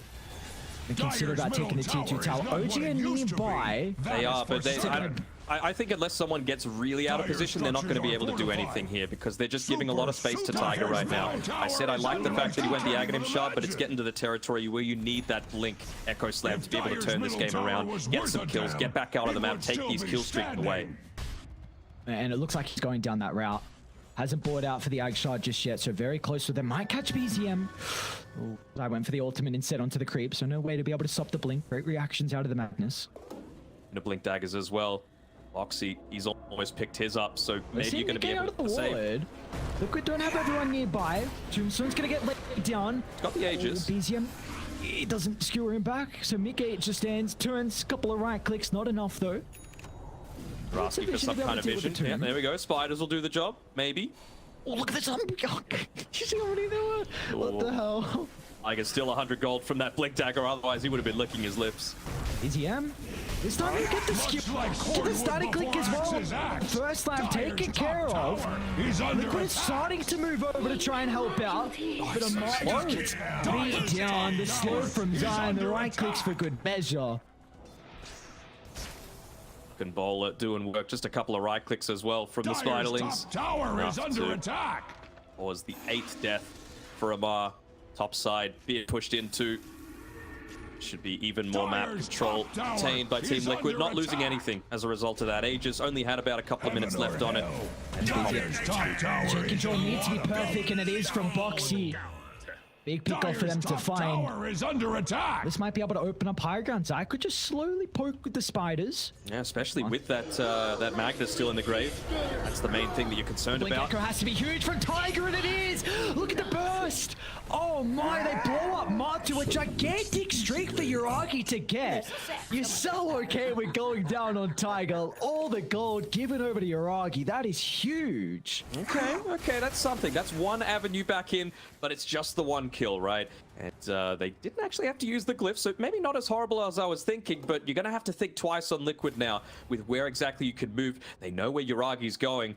He's even placed up the Spark Wraith to be able to bring him back to safety. So Boxy goes for the blink forward. Good mind reading coming through from him, but Uragi just able to get back to safety. Oh, they found Misha. Yeah, Tombstone's gonna get laid down, but Liquid just instantly address. And now they can go for the kills onto the heroes instead. BZM's trying to find an angle in. And RP onto 2. Tiger with the 4. Doesn't have the fissure though, but still with the damage is getting rained down. They'll be able to deal with the Wraith Pact in OG. Do they want to try and chase for more? Well, they will unfortunately not catch up to Meca. The haste is there, but we are seeing potentially how these fights can be successful for OG. Yeah, it's all about finding that pick-off, right? The blink skewer, like we've seen in DI's past, look to be that great equalizer coming through, especially when you're looking to go up and you think you're in this advantageous position, you're sieging the high ground. That's why they felt so safe to go in previously, because Magnus was dead for another 40 seconds, but the blink reveal coming through from Tiger means that now you've got multiple things to worry about, especially whenever you're playing with this Broodmother with all the spiders.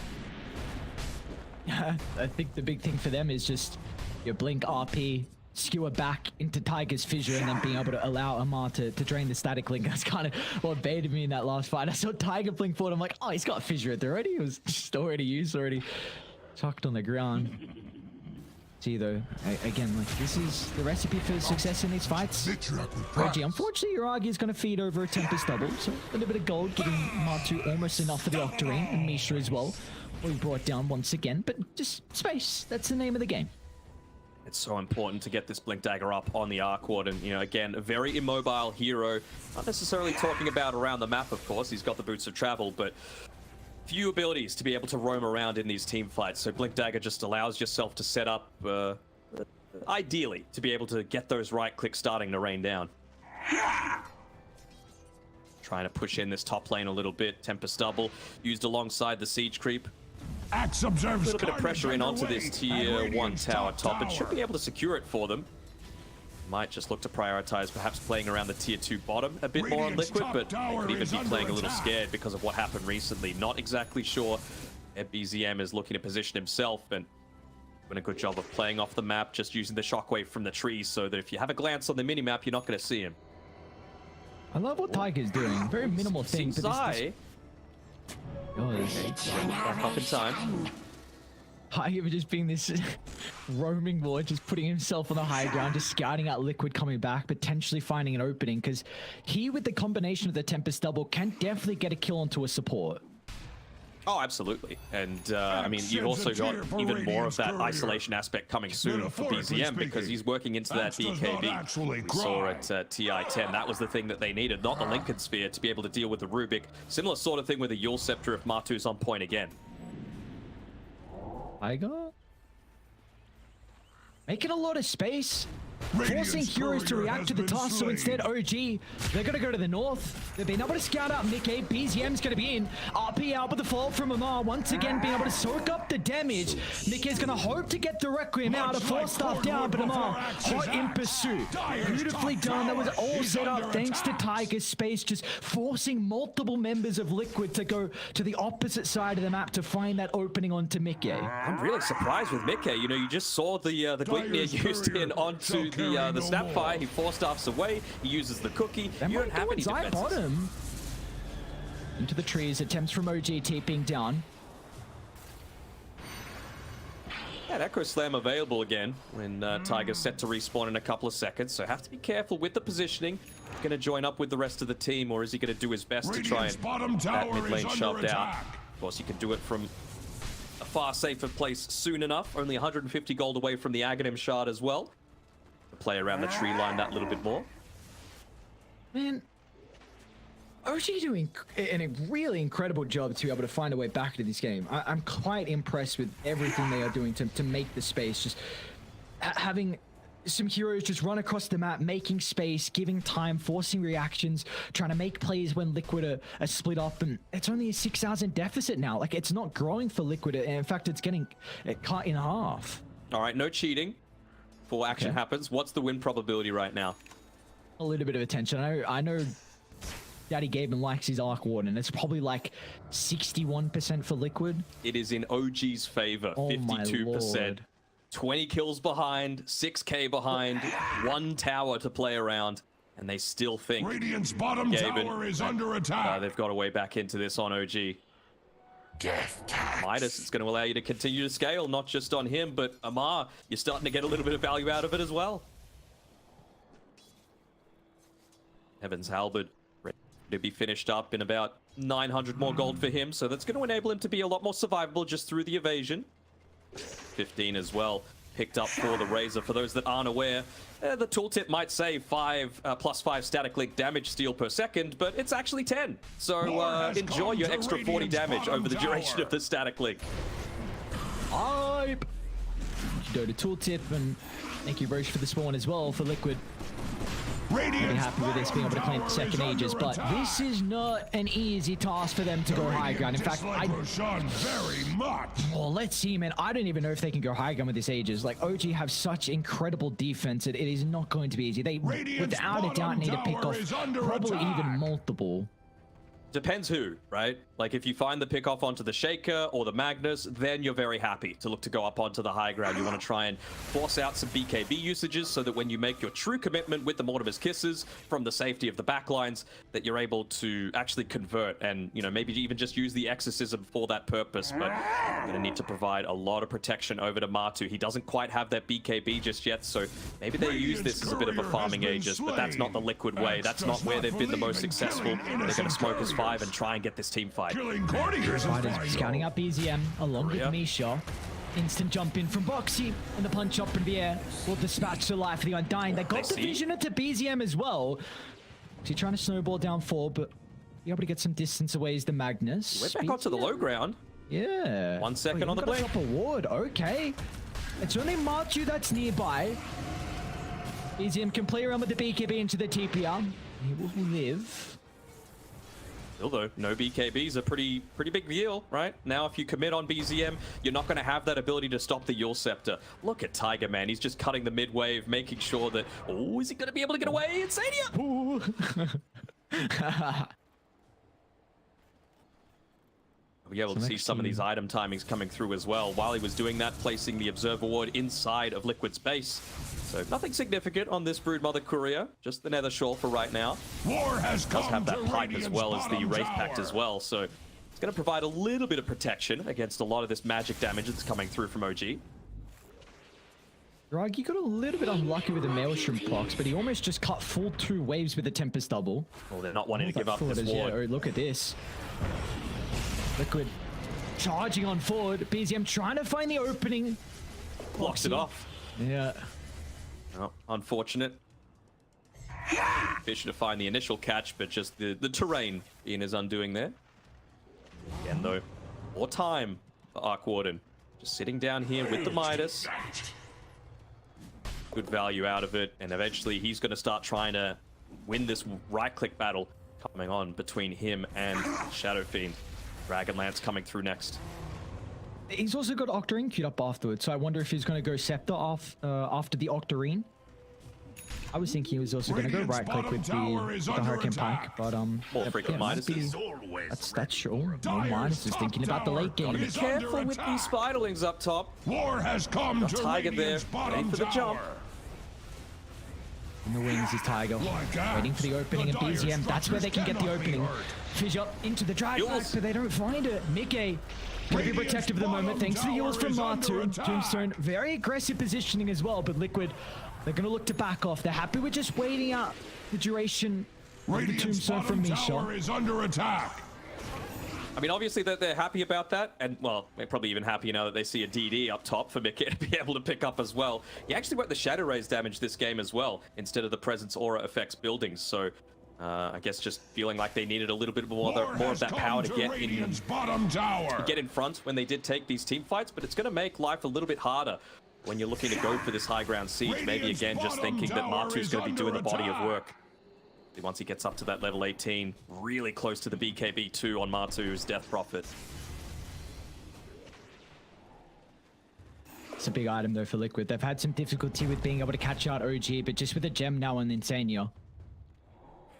Much trying like to deal with some of the wards that OG are playing with and just stop them from pushing the map and stalling this one. Electric towers can end up going down and see if Liquid... Oh, it's a lot of damage with the spiders onto the range barracks. Unhealable damage as well. Love to see it. Still though, Yuragi, the split push route, nearly level 18, getting more and more value out of that Midas.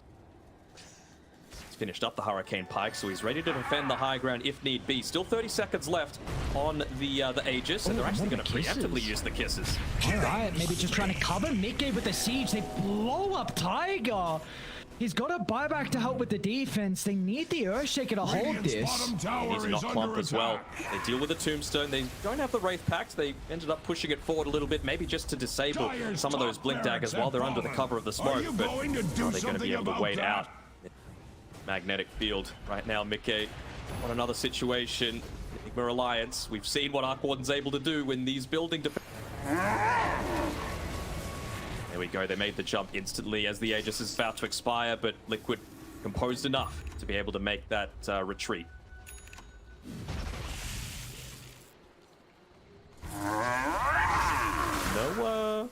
No glyph, but no melee racks taken it. Oh, they do find BZM though. BZM. He drags back the Tusk as well. Boxy, not the position he particularly wants to be in. BZM, great use of it. Getting himself out of harm's way and getting a kill along with that too. And now they can look to reclaim their triangle. How else can they get on across the map here from OG? They know, of course, the Aegis are out of the hands of Liquid, so they're going to go for another smoke on OG. Zai, again, being that observer ward, looking to be the one to catch out a lot of these smokes, and he's actually found out Misha. Probably the target. Caught him. Ooh. BZM, can he follow up? The free pathing from the Brew, but the skewer up. They might need the RP, and BZM utilizing the region to get the mana required to hold him in place, but the rest of Liquid... He's just right-clicking. Forced a team fight here, but might be a little bit too late to keep Zai alive. They'll end up losing the Broodmother. Off to the left side as well, Amar soloing Martu down at the moment. They need to respect the Razor, but as soon as the beacon expires, Meca's just going to force stuff himself into the middle, cleaning up Amar's life. Tiger got to go for the full-on retreat. The damage output from the rest of the team isn't there. Not worth going for that Echo, but he's actually getting caught out here. Another great catch by Boxy.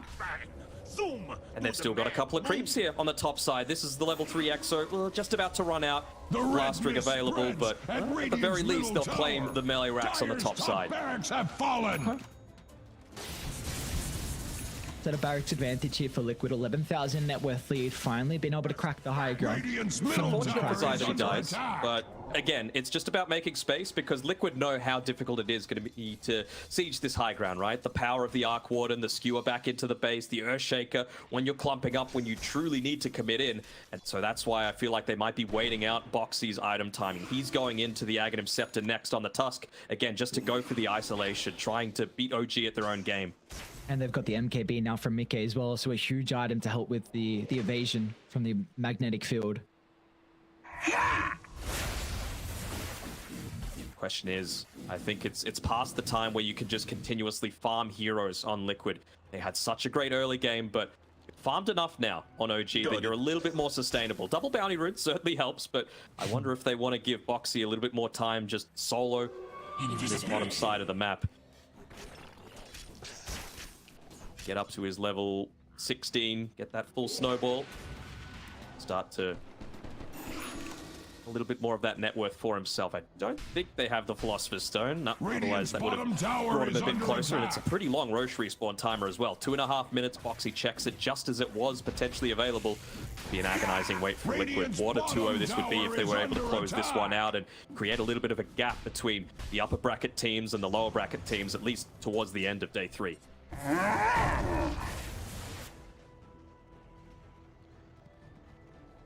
OG potentially grouping up for a smoke. Yuragi's going to join them as well with the real Arc Warden. Hasn't got enough gold at the moment. Very close to enough for the Octarine. Zai again though, look at this positioning coming through from him. On the money is Boxy. Prime position to be able to pop the smoke and get the jump away. Guy's gonna try and charge up and help the Meca as well, but they're on to Tiger. 2 clicks. Instant assassination, but now can they get more as well? Artillery getting rained down. covering Liquid to be able to deal with the Tombstone and forcing OG to retreat back to their side of the map. As Amar's split from the team though, he's still got the BKB if required to escape, but Meca can just pummel in the right clicks afterwards. Rocky's going to drop the evasion. The field not even required as Liquid will not go on for more. You're still generally happy with that, right? Like, you didn't use the BKB, but you did use the buyback on the Earthshaker, and well, now you are going to have a guaranteed situation where, yeah, you might not have the Exorcism available for that damage output, but I still feel like the rest of Liquid's heroes do plenty at this stage.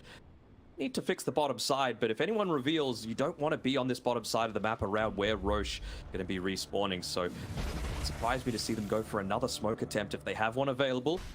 Look to fix out the position of this lane first, and hopping onto one right now, and Zai doing a great job of just getting that distraction, not allowing the lane to push out, making a few more of these movements just that bit more obvious for OG. They want to wait out the exo timing if they can.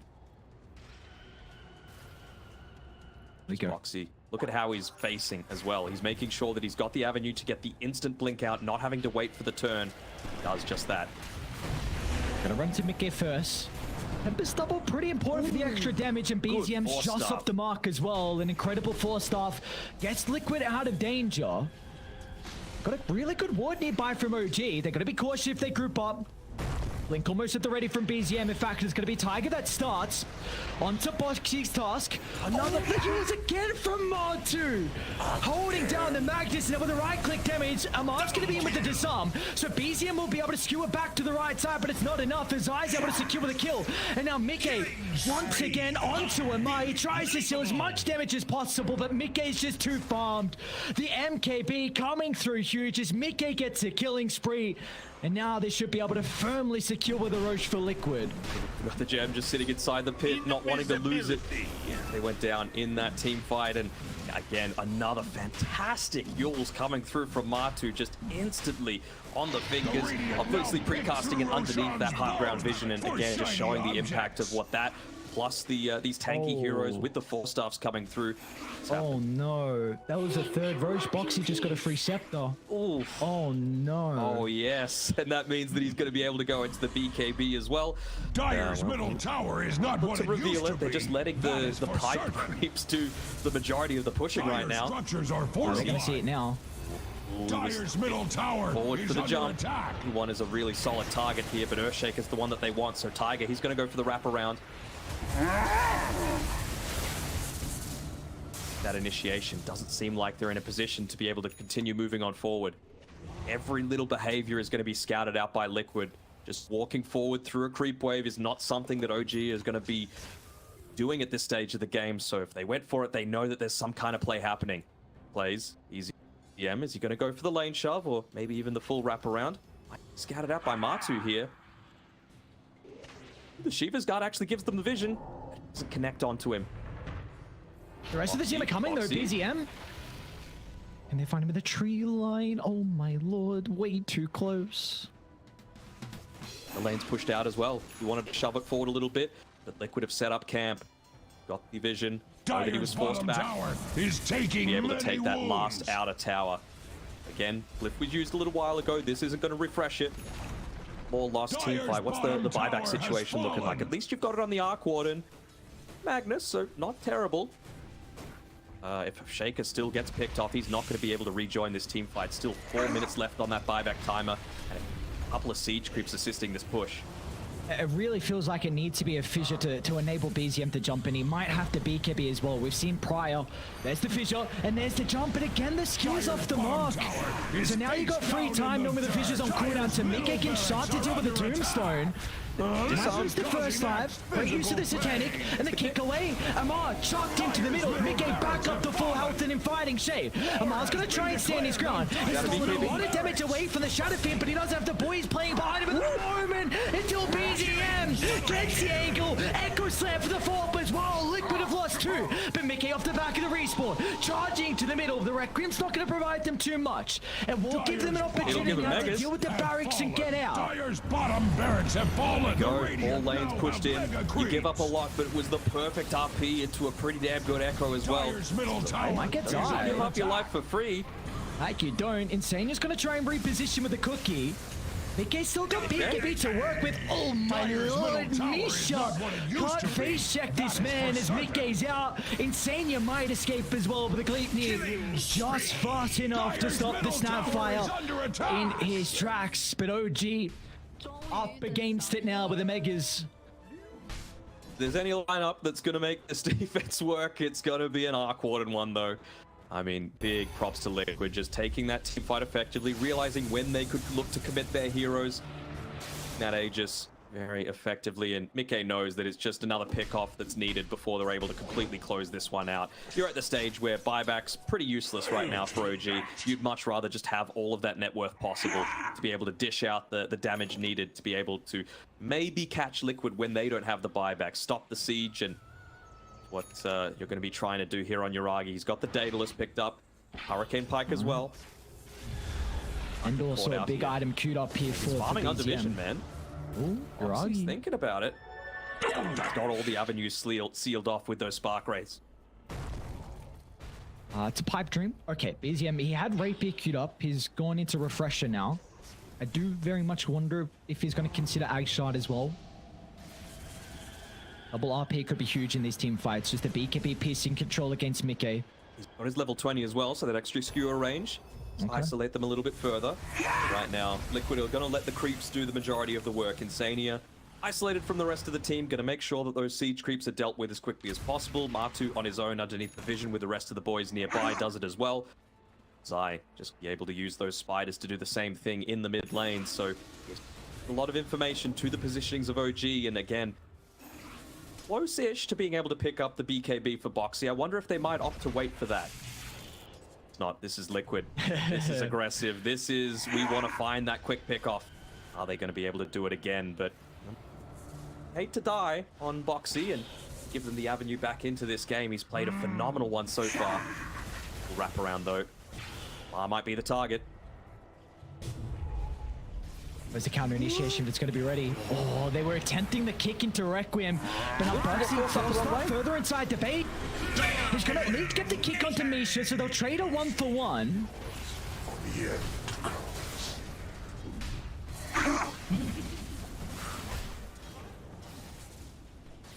That was Mickey, unfortunately, using the Hurricane Pike onto him. He just changed his positioning that tiny bit.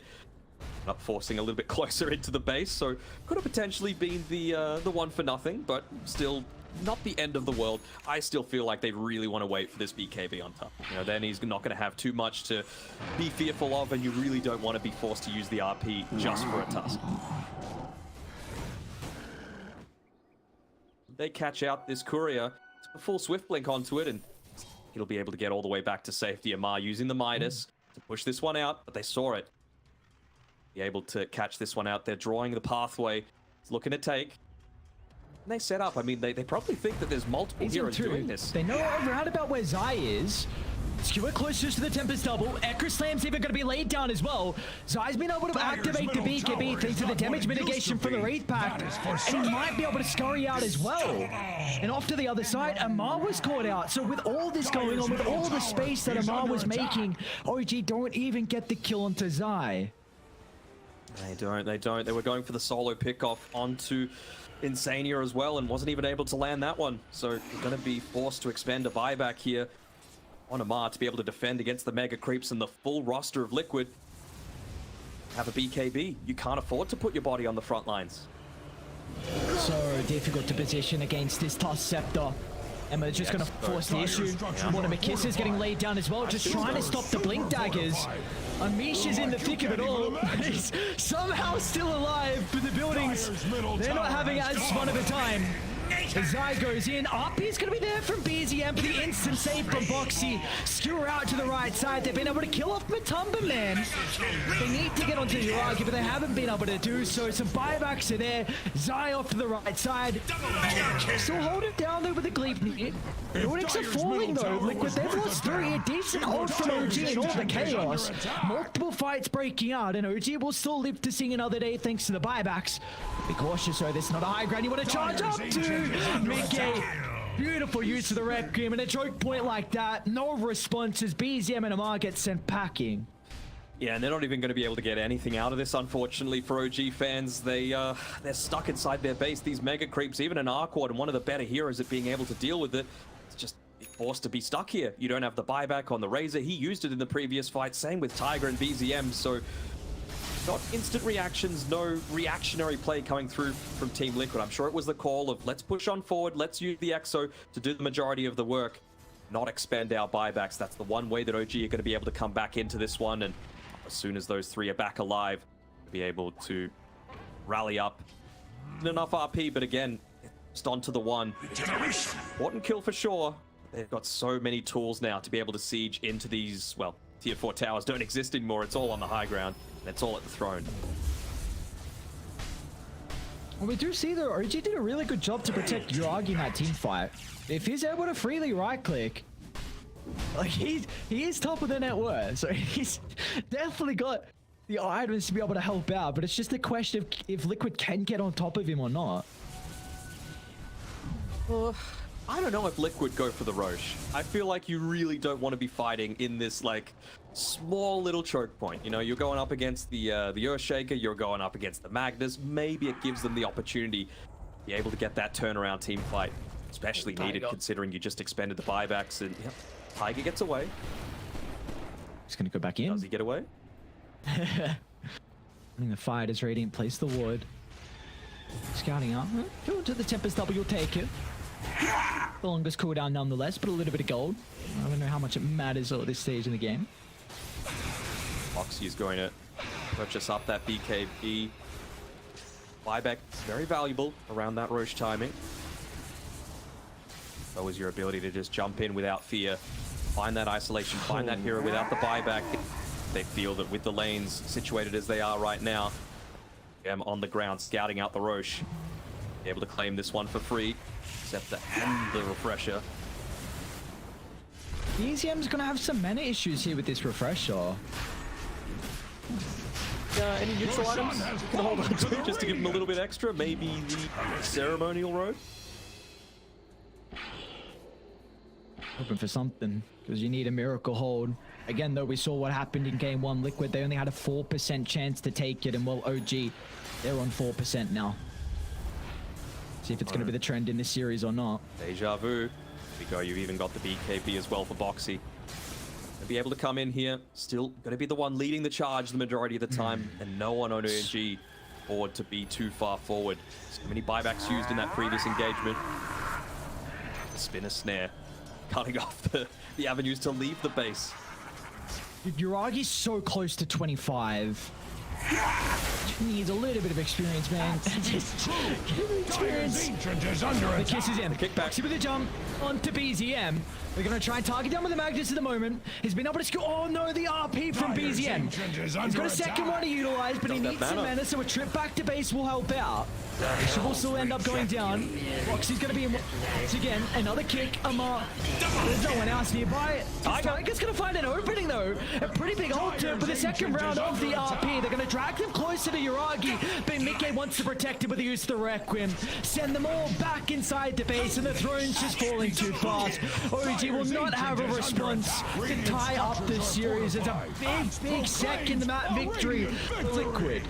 They do, even sealing them inside the base with that spinner snare, making sure that there was going to be no engagements coming through. What a great performance by Liquid. Once again, fast Dota seems to be the ticket for these guys. Every single time they're able to close it out early, it just seems that there's no coming back from it. Good decision making, good team fights, solid target prioritization. Oke guys, nanti malam lagi. Mungkin setengah 10, kalau nggak jam 10 kurangan kita live lagi. Oke. Cukup sekian dari saya. Assalamualaikum warahmatullahi wabarakatuh.